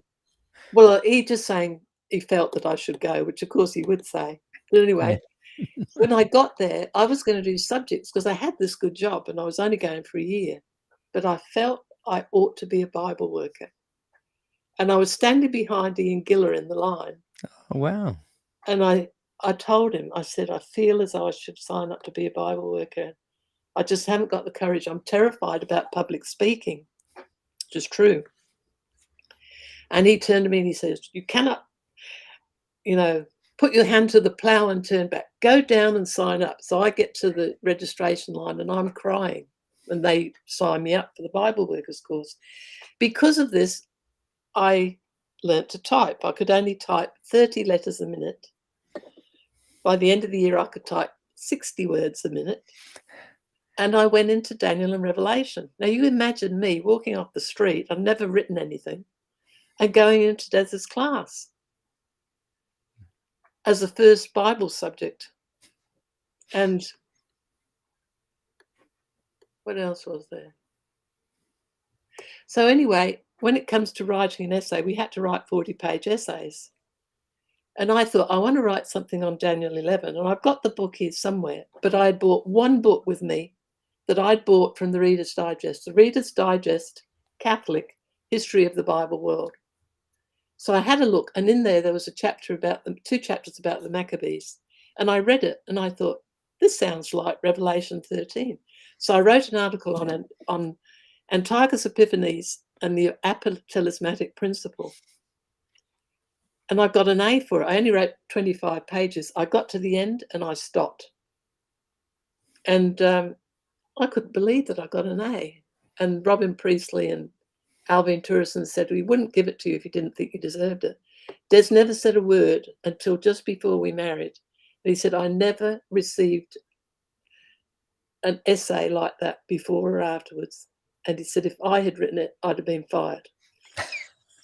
Of course, I didn't have a clue. So you are a troublemaker. I am. I'm a natural heretic. Imagine if you hadn't gone to college. And they were watching me because, I used to teach when I came back from America, and I had written the soteriological implications of the human nature of Christ. And I've got one here somewhere that I was going to show you. I love the titles of your books. It's a little book, but it caused a lot of trouble. I've got an idea that even Keith Parmenter referenced that in the recordings of he and Ethel at the workers' meetings soon after Glacier View. Yes, he told us it should have gone through the BRI. And there's a letter from Frame in possibly Volume 4 where he says to Des, now, it would really help if you could put your name on that book.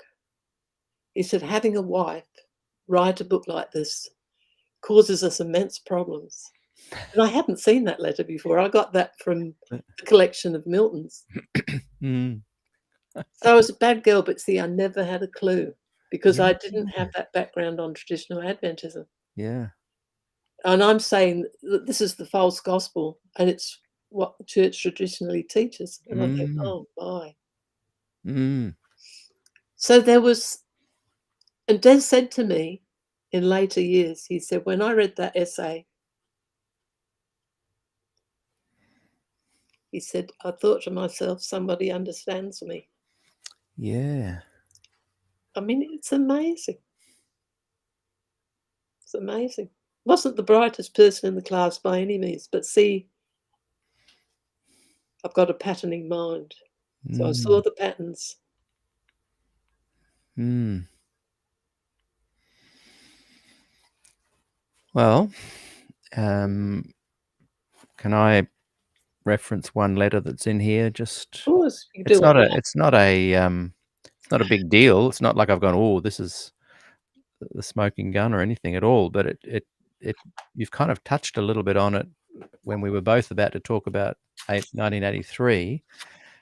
And where I'm kind of going with it is that post Glacier View, early 80s, in comes the purging, where many young ministers and their wives and kids lost their jobs. Many left voluntarily.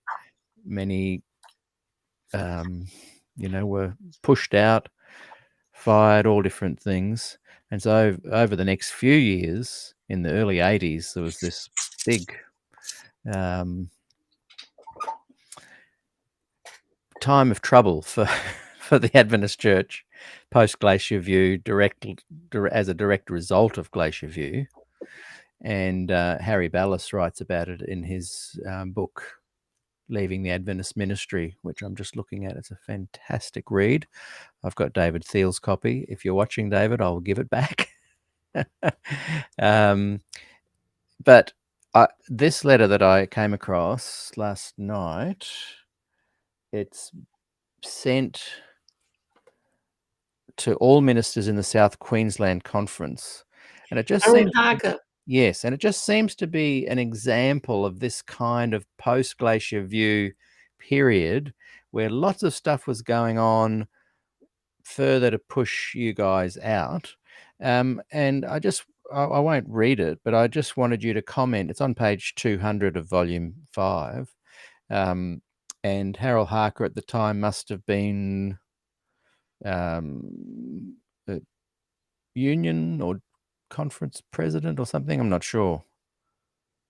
He lives like 5 minutes from me here. I'd love to get him on the program because I didn't realize he was actually involved at the time. But anyway, this letter to all ministers in the South Queensland Conference, February 2, 1983, Des's 64th birthday. It is with deep regret that the Australian Division Committee yesterday took action to annul the ordination of Dr. Desmond Ford. For a long time, his actions have been seen as divisive, and his public attacks on the beliefs of the Church have caused many to wonder where their foundations are. Many have benefited by the study caused by these events and have stronger faith in the Church and its beliefs. And he goes on to unpack some other things there. He talks about a meeting with GNU, which is so funny that you were talking about just as I was wanting to talk about this. I just wanted you to comment on that kind of letter that was going around at that time that was further just pushing you out, because you've got a comment here, comment on the previous letter of Pastor Harold Harker by Gillian Ford. Well, you can read that. What say you read that reply to him, to your thoughts on that? Well, I've got another letter here that I want to read, but it's... Well, I'll read this one and you read that one. Okay. And then we'd better wrap it up until volume 6. Or until any other excuse we have to bring you back on for an interview. So this is your response to his letter. I'm almost wondering if I should read the whole letter. Just give me a quick summary of what that letter was that he wrote. Now, this letter is to Arthur Patrick. No. The one I'm just reading now, the one that was February 2, 1983, to What? all ministers in the South Queensland Conference. Do you remember what the gist of that letter was? Just so I don't have to read the whole thing. Well, he's just basically saying that you can't have Des in your churches, I would think. I Yeah. can't remember. And that they'd just taken action to annul the Yes, ordination. he's a very bad boy. So let me read your response to that. Just a reminder to the reader that I was present at the meetings mentioned in Pastor Harker's letter, though he omits me. I've dealt with the history of what happened in 1982 and 1983 elsewhere, despite Harker's using the argument that Neil Wilson wanted to reach out and see if Des could come back in to the church. The documentary evidence, which I recorded in volume 3 of this series on the way to Glacier View, page 404 to 421, shows that the Australasian Division were upset with Des and GNU for holding meetings in Australia in early 1982, and that the course of action and the final meeting in January 1983 in San Francisco, California, were pre-planned as with Glacier View. The action at the Manila Annual Council in October 1982 shows the church rewrote its policy about moral falls and apostasy in order to discipline Des further after Glacier View, which was 1980. Des told Elder Wilson he was not interested in meeting unless the denomination was willing to talk about the issues, while Wilson promised they would. At the January meeting in San Francisco, our men were told that the group was not going back to discuss the issues of Glacier View. As a result, the church annulled Des's ordination, called him, and also me, Smuts Van Rooyen and Noel Mason, apostate, and thereafter systematically tried to have our membership removed. I cannot comment on Calvin's supposed breach of agreement. I think he was visiting his parents.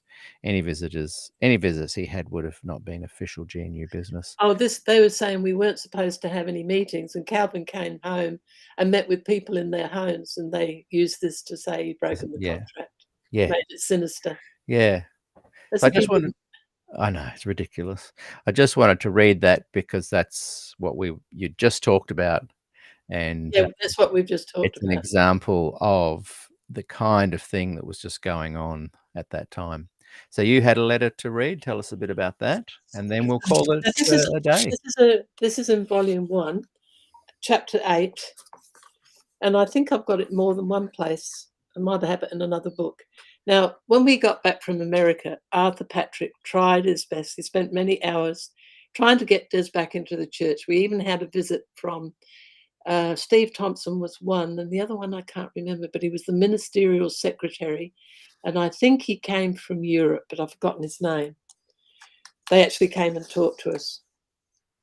So Arthur's trying to bring in a very unwilling fish in Des.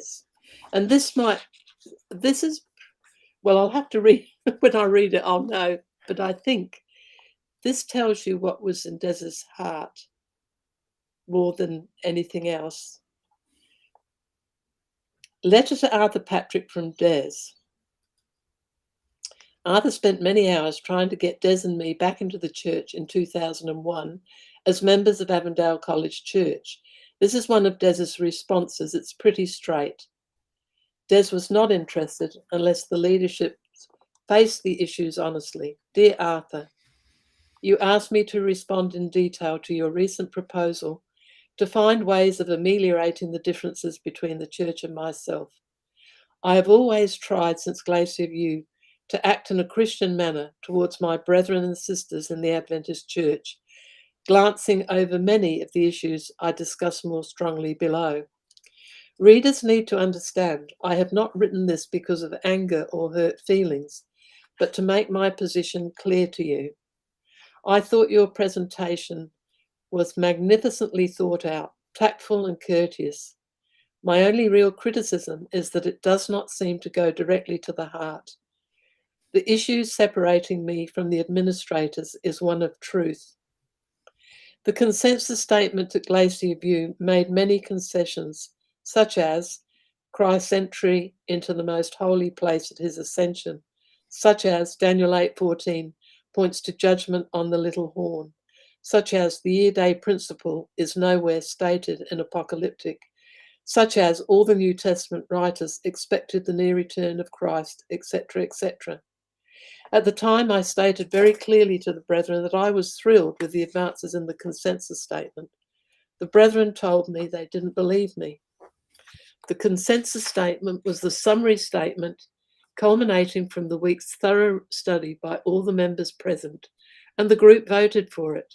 Yet Prexad and the representatives of the Australasian Division did not use the consensus statement to judge me. It did not suit their plans. If they had used it, they would have found me largely in agreement with it. Then they would have been unable to fire me, and that fate was pre-planned. Instead, they brought to the Glacier View members a contrived 10-point statement from a variety of people, including 2 beloved students of mine. The writers were not told how this statement was to be used. The second statement simply stated where I differed from the traditional church on the sanctuary issues. Never mind that the consensus statement was just as different from the traditional church position, and that many scholars in the audience would have been equally at odds with the traditional position as I was. The group at Glacier View did not vote on this 10-point statement, nor did the group know how it would be used. It served the administration's purpose, which was to fire me, and they used it as evidence. This is the plainest statement just made. And it's from his words. Because he's saying it to a friend. Yeah. But, you know, it sort of says very well what I've just told you. Yeah. Yeah. Scholar, hang on. When I pointed out to them the concessions made in the consensus statement, they hid it away. It has remained hidden since. The whole way this was done was by using rank dishonesty. Scholar after scholar, culminating in Fritz Guy, has stated that Daniel 8:14 does not yield the traditional Adventist view. Yet the administrators ignore all of this and keep publicising the old error. This too is dishonest. Yeah, wow. The October Ministry magazine, published directly after Glacier View, was so full of perversions of the truth that even Richard Hamill, a vice president at GC and the main organiser of Glacier View, criticised it severely in his autobiography. And then there's the many biased, incorrect presentations in the review, both before and after Glacier View. All of this needs repenting of publicly. The brethren took away my credentials without inviting me to be present at the Warunga meeting. This was illegal, and a denominational lawyer told them so, but the administration ignored them. Denominational lawyers from USA and Australia contacted me at the time and told me I could sue the division, which I refused to do. More dishonesty on the administrator's part that needs confession and repentance. See, I'm telling you the truth. Yeah, that's amazing. If you hadn't read that letter, I wouldn't read this, and it's such an important letter. Incredible. What volume is it in and what page? 1. Volume 1. Chapter 8, page 183. Yeah, amazing. We are not considering just a technical issue, but one that goes to the core of Christian experience. The traditional teaching on Daniel 8:14 robs thousands upon thousands of sincere Adventists of the joyous assurance that could be theirs right now, that they already have the verdict of the last judgment, as the word justification signifies. This error at the heart of our teaching spreads out and hinders our presentation of the everlasting gospel. I do not doubt that Gully and Davidson said many nice things. They are fine Christian gentlemen, like the present Pope, but doctrinally they are very much askew, which is true of the organisation they represent, the ATS. It only takes one leak to sink a ship, and one cherished error or one cherished sin can destroy the soul or a denomination. The administrators have insisted on cherishing both for these last 20 years. I expect to be well in my grave before a group of honest men at the top will turn up and turn the ship around. I do not intend to wait. I will not be a member of a church where I am muzzled. I already belong to the true church, the church of the twice born, which cherishes truth and honesty and will not, for political reasons, sacrifice either. I remain very much a committed Adventist, but I will never be a political one. That very fine man and my acquaintance from 40 years ago at Potomac University, Jan Paulson, said in a letter that was to Ellen that I, meaning me, not him, know what I have to do to accomplish reconciliation. But the shoe is on the other foot. Will the Adventist Church repent? Will it confess? Will it make restitution? And will it do it to the same degree as the sin, namely publicly and worldwide? It is clear that prior to and since 1980, not God's blessing primarily, but his judgment has rested heavily on the church. Judgment stemming from their mishandling of Walter Ray's material and the burying of his discoveries and the refusal to rightly present in the review Fred Beltman's conclusions, the Davenport scandals, which led to known evildoers and thieves being kicked upstairs into the Adventist health system, punished by being given worldly wages, many times that of their earlier ministerial earnings, the loss of hundreds of workers in the Australasian division, the scandal concerning the GC president, Falkenberg, and the recent covering up of paedophiles in this division, and the tolerance of sexual scandals at a very high level known to division leaders, all reflect the sad moral state of many in church leadership by either positive action or negative yielding permissiveness as a way of personal safety, and betoken God's call for the church to repent. Angels must wonder why the church is so protective of certain of its workers involved in immorality, and yet exiles and demonizes those trying to restore biblical truth. Only the full acceptance of the gospel can heal such ills. This is impossible while the traditional legalistic interpretation of Daniel 8:14 is cherished.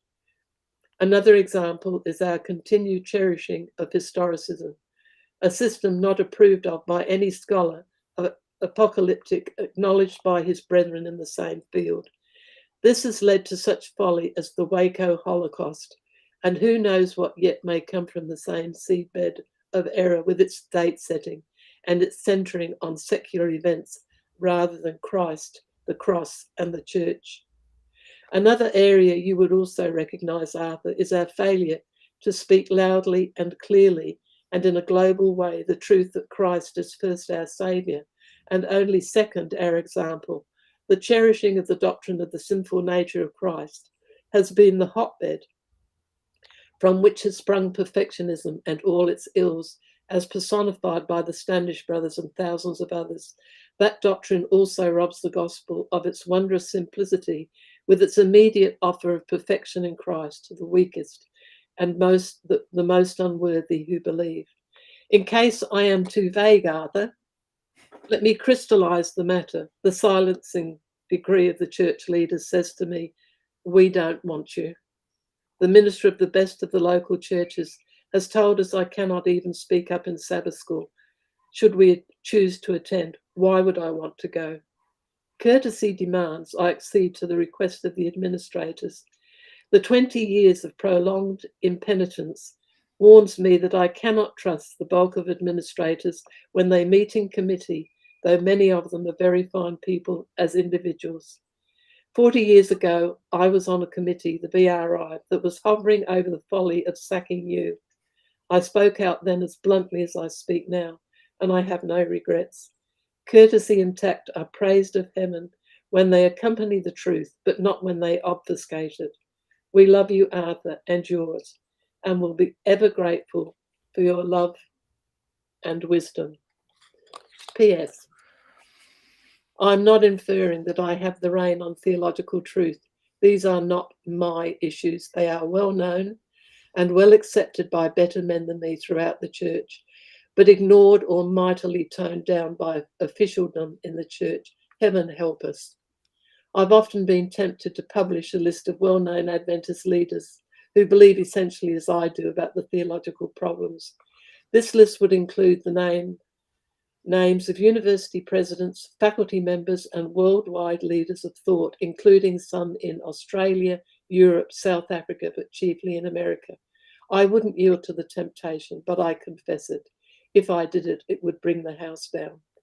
I know that no teacher of conflict resolution would follow the path I have chosen in this letter, but it seems to me the way of the Old Testament prophets has the edge on modern tacticians.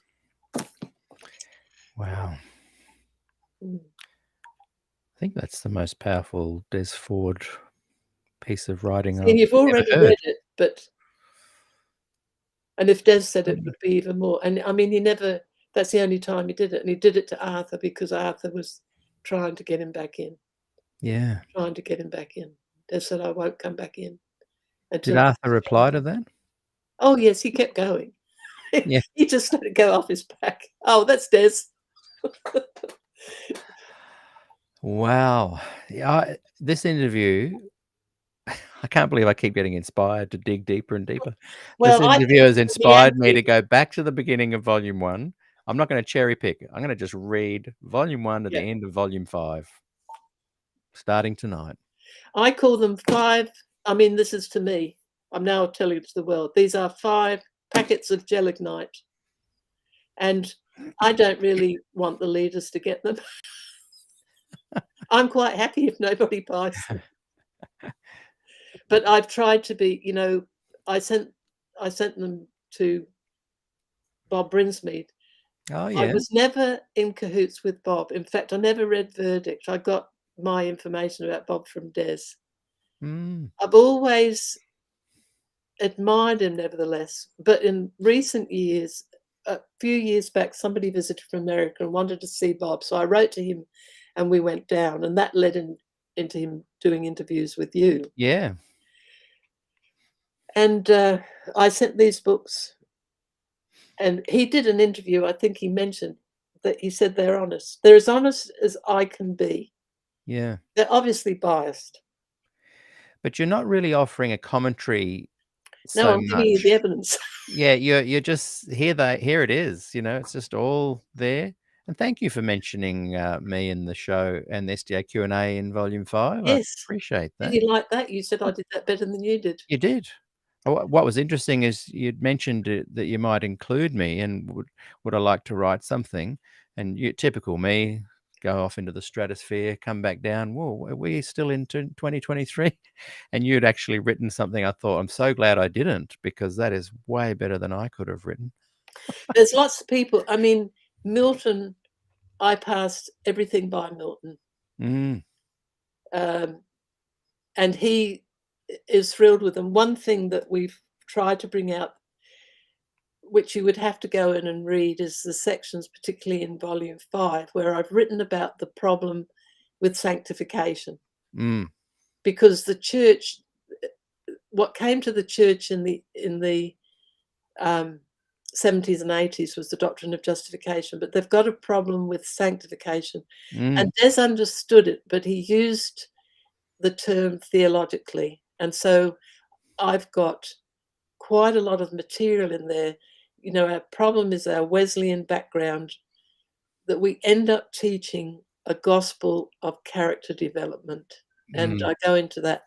There's lots of position papers, Des's stuff, Des's gospel papers, other people. A lot of people have written articles for me. Yeah. And I've got to say, most of them just did it. They just, no question. Yeah. I've tried to tell you what Des really believed, because there's so much falsehood out there about didn't believe in sanctification. Yeah. But I've also got papers like, I've got a transcript of Des's meeting with, after the Standishes had a meeting. And so I've got that transcript, and at the end, Russell Standish was allowed 30 minutes, and he took more than that to ask questions. And you can see what Russell was on about, what he believed. And I've got, for instance, at least 1 or 2 letters from Raglan Marx, and I've got correspondence between Lowell and John Clifford. Mm. So in volume 5, I've got this section called Glimpses of the Opposition, which is not a group that mixes well, but I've told you what it was that they didn't like about Des. I mean, I couldn't put in Burnside's book, Dr. Ford's Dangerous Doctrines. That's something that could go in volume 6. Yeah. But I've got Pearson's letter. I've put in what the other side believes. So if you don't know anything, I've tried to do what a historian does and be impartial and give you, here it is, make your own mind up. Here it is, yeah. And because it is often just exact copies of the original material, you're able to do that quite effectively. I'll give a quick plug to Lauren Seibold. You mentioned today in there with Why Des Had to Go. That's a really good read. And as I looked across from that, and there's a footnote to Gerhard Vandal in Defense of the Year Day Principle, Journal of the Adventist Theological Society, which Andrew Skeggs had just mentioned. Just funny how things pop out. See, the church has not been honest, because it will say we disagreed with Des on prophecy, but we agreed with him on righteousness by faith. Yeah. Now, when I'm doing this thing on sanctification, I have the photos of people. So I've got a variety of people, including Heppenstall, where he's interacting with other people on sanctification. He was confused on sanctification. And I think Georgianitis as well, and others I could name. So I've tried to, you'll read it, and you'll see what these people say, and hopefully, and then I've got Milton coming in and John Rosier. And I literally was about to say, boy, we're in sync today. I was literally about to say, and John Rosier, and John's actually watching. Oh, is he? Right Yeah, now. John. So it's great John's to got have all John my here. books. John has been a great contributor, helping with them as well, hasn't he? See, Milton's, I won't say it very well, but Milton's point about sanctification is that the biblical meaning, it means set apart for holiness. And it has a parallel meaning to justification. One's a courtroom word, and one is a sanctuary, what belongs to the sanctuary. And in 1 Corinthians 1:30, for instance, but there are other verses, it parallels justification and sanctification. And in that meaning, the real biblical meaning, it's just like justification. It's a gift. It's a gift you receive when you come to the cross. When a Christian comes to the cross, instead of this being this for past sins, justification being for past sins, and then we go on to sanctification, all those charts with steps up, that's all wrong. We receive justification, sanctification, glorification, because in God's decision, we're already in heaven. We're already, and that's how the New Testament speaks. We've already arrived. Now, the idea of sanctification, it's expressed in different words. Not holiness, because that is sanctification, but anyway, we write on this. Now, interestingly, Milton was quite unwilling to write, but I did drag a few things out of him, because he's busy on his own thing doing encyclopedias, articles. And then I asked John to look at it to see if what Milton said was right. And when he wrote a piece on justification, which I think is in volume 5.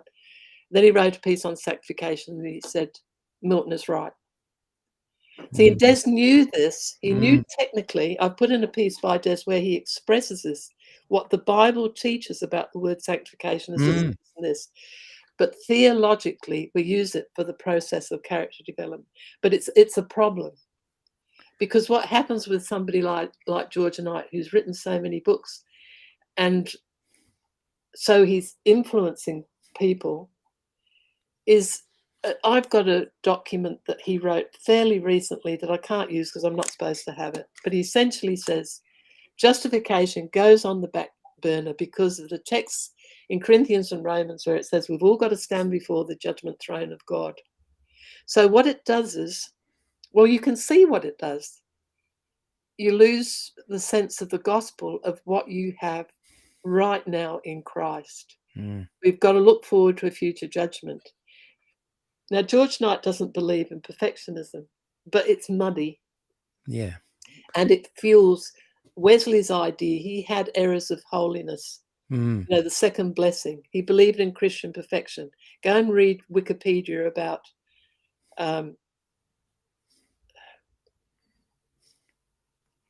Christian perfection. It's all about Wesley.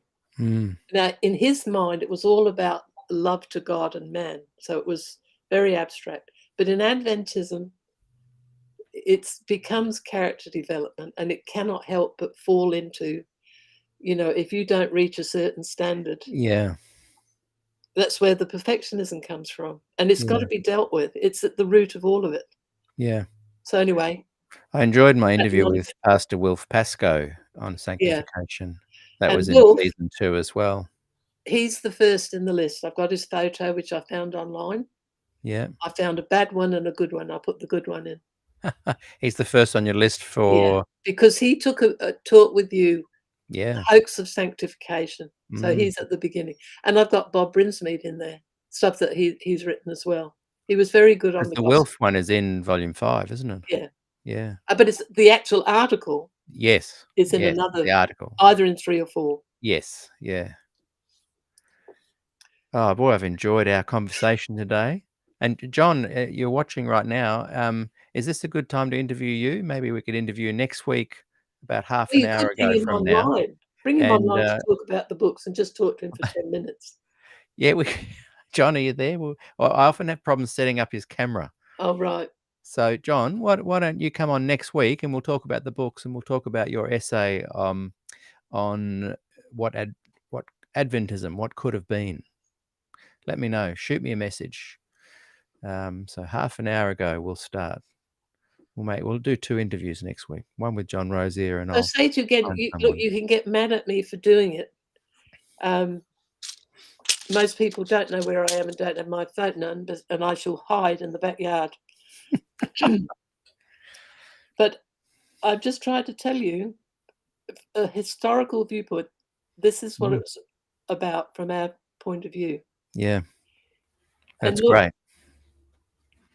I've said this before, and of course I'm biased, but look, I said the attitude of Des was remarkable. He was remarkable at home, Mm. and he never had any bitterness when he died. Mm. Mm. He sort of understood why it was so difficult for the church. Mm. And Dr. Murdoch, who was his teacher, his niece asked him, why did the church have so much trouble changing on the sanctuary? And he said to her, Mm. it's like a giant liner in the sea. It can't turn around on sixpence. Mm. But like Andrew Skeggs said, it looks like it's changing, so that's great. And Andrew hopefully will come on one day and have a chat. Let's just bring up a couple of closing comments. I think this is Debbie Cozier. What an incredible compilation of primary resources and first witness testimony. Yeah, that's a good comment. Angela Lima. Hey again, Angela. Thank you, Gillian, for coming and disclosing all these details about the way you and Des were treated. How sad and disgusting. So glad I left. A lot of it was out there. People actually treated us very well. When we attended church, we got Yeah. loads of hugs. Oh, People look, didn't treat you us any guys, different. you've often said that there's some, you had I think we got off lightly some, compared to Des' yeah, students. yeah. That's why, anyway, I won't go down that path, but yeah. Dale has written, so your interviews are on Wednesday at 7 p.m. Pacific time? Yes. And what I was just saying about the John Rosier one would be a bonus interview later when you're sound asleep, Dale. But yes, that is our new time, 7 p.m. Pacific time, 12 midday Thursday Sydney time. And George Tichy might be able to tell me all the other times in between. And obviously this is a good time for John Rosier, which is UK time.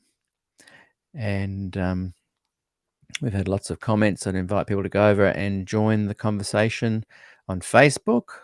Gillian might even pop over there herself and answer some of the questions. Dale has also written, I've listened to all your songs. Thanks. That's great, Dale. Thank you. Yeah, appreciate You that. know, one thing with documents, just to finish it off, Yeah.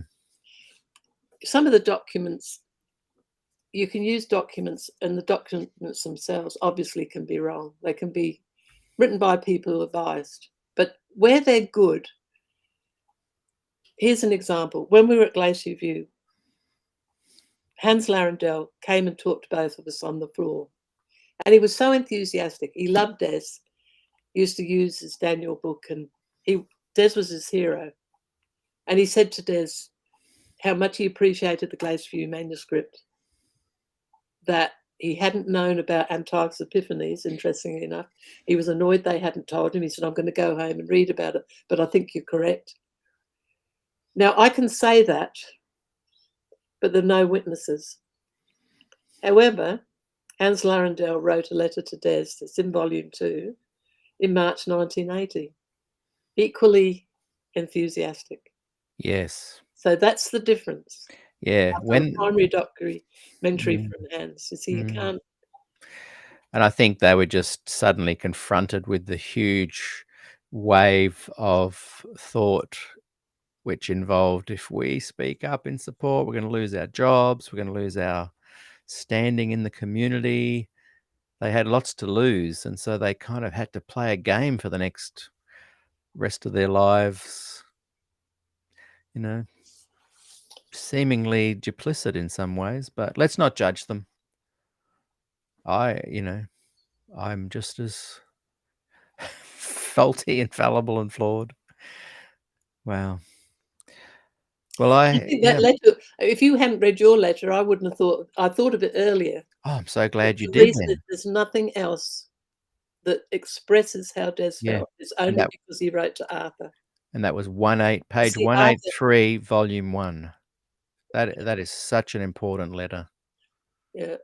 Very important letter. There's many things in there like that. Yeah.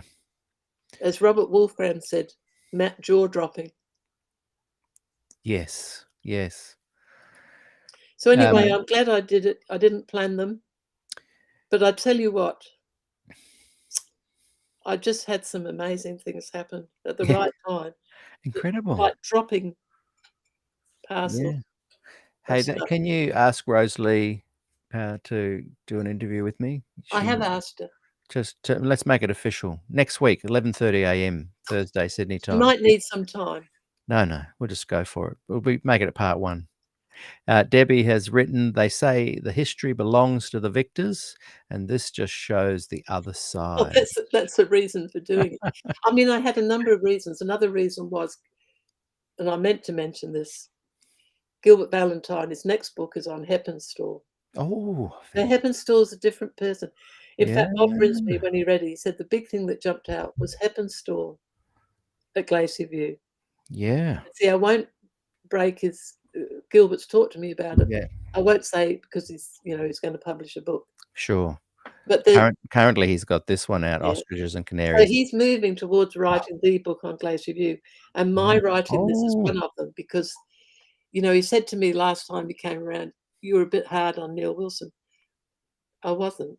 No. I actually liked Neil Wilson. Yeah. He was always very nice to me. But we admire his political skills. We admire his political skills. This book is a great, this is what I recommend. Go and read this book. Go and watch season 2 SDAQ&A. Go and read all 5 volumes of Gillian's current release. And wow, you will see a setting of Adventism in a way you've never seen before. I think Gilbert may have said that once I've read that book, I've read it now, he'll come on the show and do an interview about it. Gilbert, yes, he did. Yeah. Can you... Last time I wrote to him, he was in England. Yes, and I wrote a couple of times to him back and forth. Can you give him a little reminder? I will too, because I have read it now. Fantastic book. Okay. So part of my reason, and he wrote to me and he said, thank you for doing it. Yes. And Rain de Bruinsma, Yes. said, I've Yeah. done the church a favour. Yeah. Look, we love the church, Yeah. and this really is a gift to them. Why Yeah. would I bother? No, it's been incredible seeing it just unfold. Because As you look as back, Steve it's said, just it'd the be nice if they came. perfect reply to it all. Yeah. And it wouldn't have happened if some of the Heritage Centre stuff hadn't gone down. So it's just No, I thought, what can I with do? And I thought, with well, gratitude that that you've been able to do this and present this incredible work. see, these books here, well, a lot of them are books I published for Des, and I've republished things like Mm. Forgotten Day and anything that had gone out of print. Mm. So I've been, I typed Crisis twice. I'm doing it again. Yeah. Since I've done these books, which I finished in May, I've reformatted Crisis, and the work involved. It's So coming you and through me. me, even though I've got it on Yeah, I had mine on. I've got mine on what do you call it? The I know what you do mean. not disturb. Aeroplane. Oh yeah, it still comes through. Um What was I saying? Yeah. Doesn't matter. Isn't it funny how a phone can just boof? Well, it was to do with Rose Lee, wasn't it? It's to do with Yeah, but the providentiality of how that led to the 5 volumes and I thought, okay, I'll fix you lot. See, I doubt they're even aware that I had a contract with Rose Lee Mm, and the fact that it got invalidated, but I thought, the collection's at risk. yeah, yeah, And whatever they say to you and whatever the tour says, you've got to do the training. yeah, Because the training tells you the legality of, especially if you're storing records, there are yeah, international, national, state, and church policies. See, mm, one of the reasons I think they didn't like Rosalie is that she was a stickler and she wanted them, and this to be more rigorous. So they yeah, don't have that voice anymore.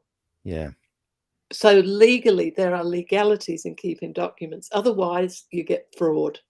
yeah, If you don't record, and we've seen it, yeah, The other thing is looking after collections like the artifacts and archives to some degree. You've got to make sure they don't get infested and have yeah, the temperature yeah, at the right control. Nobody there knows anything about this yeah, because they got rid of the 2 people who had any training. yeah, And it will show up down the line. yeah, Now, they'll be happy with what's happening because they don't have anybody bugging them anymore, yeah, trying to make them do it right. I mean, Rosalie told me that 2 people from the division, this would be a long time ago, actually asked her to do something. She said, I can't do it. It's illegal. You see, they get annoyed about that. yeah, yeah, Because as we yeah, see, they've been used to doing things illegal. yeah, yeah, or at least Now, they'll say I'm out a of liar, sight. but I know who I believe. Hey, we're going to wrap it up. You've Okay. got some homework. You're going to call Gil Valentine and say, "Can you do an interview with Pete next Thursday, 11:30 a.m. Thursday?" John Rosier, you're going to contact me for 4 p.m. Dale. That means that it'll be 7 p.m. Wednesday and 11 p.m. Wednesday Pacific time, No, and ask Rose to do the following Thursday. so That who's at gives her 7 2 weeks. p.m.? I'm talking about the Pacific time. So that'd be Gil. so And then next, the so 4 if we're p.m. would looking be John. if we're looking at our time for next week, you're going to ask Gilbert to do Thursday 11:30 Sydney time. 12 o'clock midday. Midday's our new time. Well, it's 7 p.m. for Gilbert, right? Oh, And then you mentioned 4 p.m. specific Would time. that be? And that'll John? be John, which is 11 p.m. I LA want to tell time. you folks that when you work, And then Rosalie is the it's next. like herding cats. At least you didn't say herding sheep. You should have seen what was going on in my house. I spent days Oh. organizing my stuff because I've moved my rooms. Yeah. Getting my other computer set up because it's got a better mic and I look better on it, which is important. and the screen stuck. And the other day I could fix it. It's because it's got too much stuff on it. So we had to use the old one, and so you get the old face. I'm amazed we've got so much done. What are we? Season 5, episode 26. 200 plus interviews, over 500,000 views, and I'm the most unorganized person on the planet. Anyway, here we are. We've done it. We're going to continue doing it. Even though it wasn't terribly organized, I think we covered it because I'm very happy with this Des's interview. letter, I'd already covered that stuff. I'm very happy with the interview. Having this as an anchor has helped guide the interview, and we haven't gone off track very much at all. I've enjoyed this interview. Quick Barry Ford, Des once said to me when he visited Canberra after Glacier View, "You have a name of 4 letters like me." Good on you, Barry. Cheeky bloke, Des, he says. Now, Dale, don't push me. I'm no good with times. Could you put the times down in the show notes? Well, I guess I could give that a go. I could try that. Yeah, I can try that. But Dale, where do you live? You just remember 7 p.m. Wednesday every week. That's all you need to worry about. George Tishy, if you're watching, give me better all the other times. UK. Yeah, who knows? But around 4 p.m. my time. Anyway. Now, just remember an advert on the books. See, if you keep going, I'll think of things. So California, Dale. So all you need to worry about forever is 7 p.m. Wednesday, unless daylight saving changes it. But that'll only bump it by an hour or something. And there are bonus interviews every now and again. So I'll randomly put them up when they become available. I really appreciate your involvement today, Dale. Thank you. You've written some good comments on YouTube as well. Appreciate it. Sorry, go ahead, Gillian. Oh, just an advert on Daniel and Revelation. I've redone the Black Daniel, which I haven't changed. I didn't think it was my right to do that. But there are a couple of notes in there about cut off in Daniel 9, which I got Milton to write, where Des changed his mind because of Cottrell. Oh, okay. So it's now called Deliverance. That's on Amazon. And the book I'm working on, Revelation, is going to be Restoration. So it's Deliverance and Restoration, but D&R, as John Rosier. And it's going to, yep, thank you. It's going to be this big, same size, 8 by 10, and it's going to be 100 pages thicker because I'm trying to do. That's the original there, isn't it? Yeah. Yeah. So Crisis, which is, hang on a minute, 2 or 3 books like this. I didn't do this. I typed it.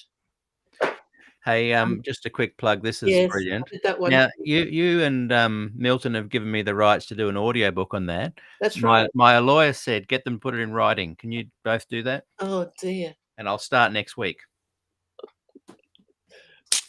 I do have a copy. I've got 3 copies of this. One of them I'm willing to sell, $50 plus postage, and I'll send it to you. And here is the other volumes of yours. Anyway, to finish on Restoration. Glacier View. Sorry.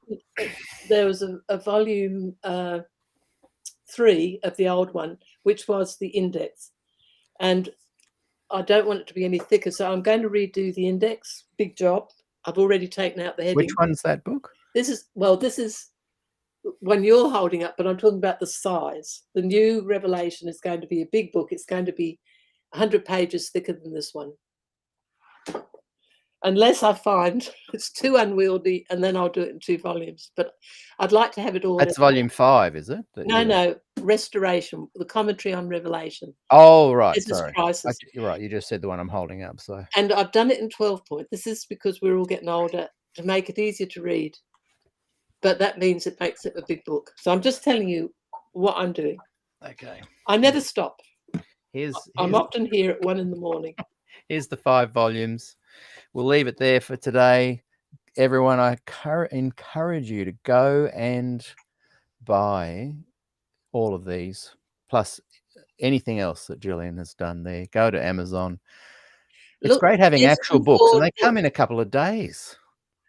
Yeah, look at on Amazon under Desmond Ford books. I'm Okay. sorry about the prices. They're more in Australia because of the price Doesn't tag. matter. Well, who cares about a few dollars? This is incredible material. Okay, everyone, we're going to say farewell for now. Thanks so much, Gillian. I really loved our conversation today. You've got your homework. We're going to try and have Gilbert I don't need Valentine next homework. week. John Rosier is going to get to me, and Rose Power. You've only got 2 people to book for me. I've got 3 people, it's Gilbert And John, but and John might get in touch with me Rosalie, anyway. Yeah, and and then John. I've got to deal with Milton and see if I can get him to sign a document. Oh, and we could do another interview with John with Milton too. I wish you luck. I Pulling teeth don't out of think I'm ever Vincent. going to get him on the show again. I love talking to him though.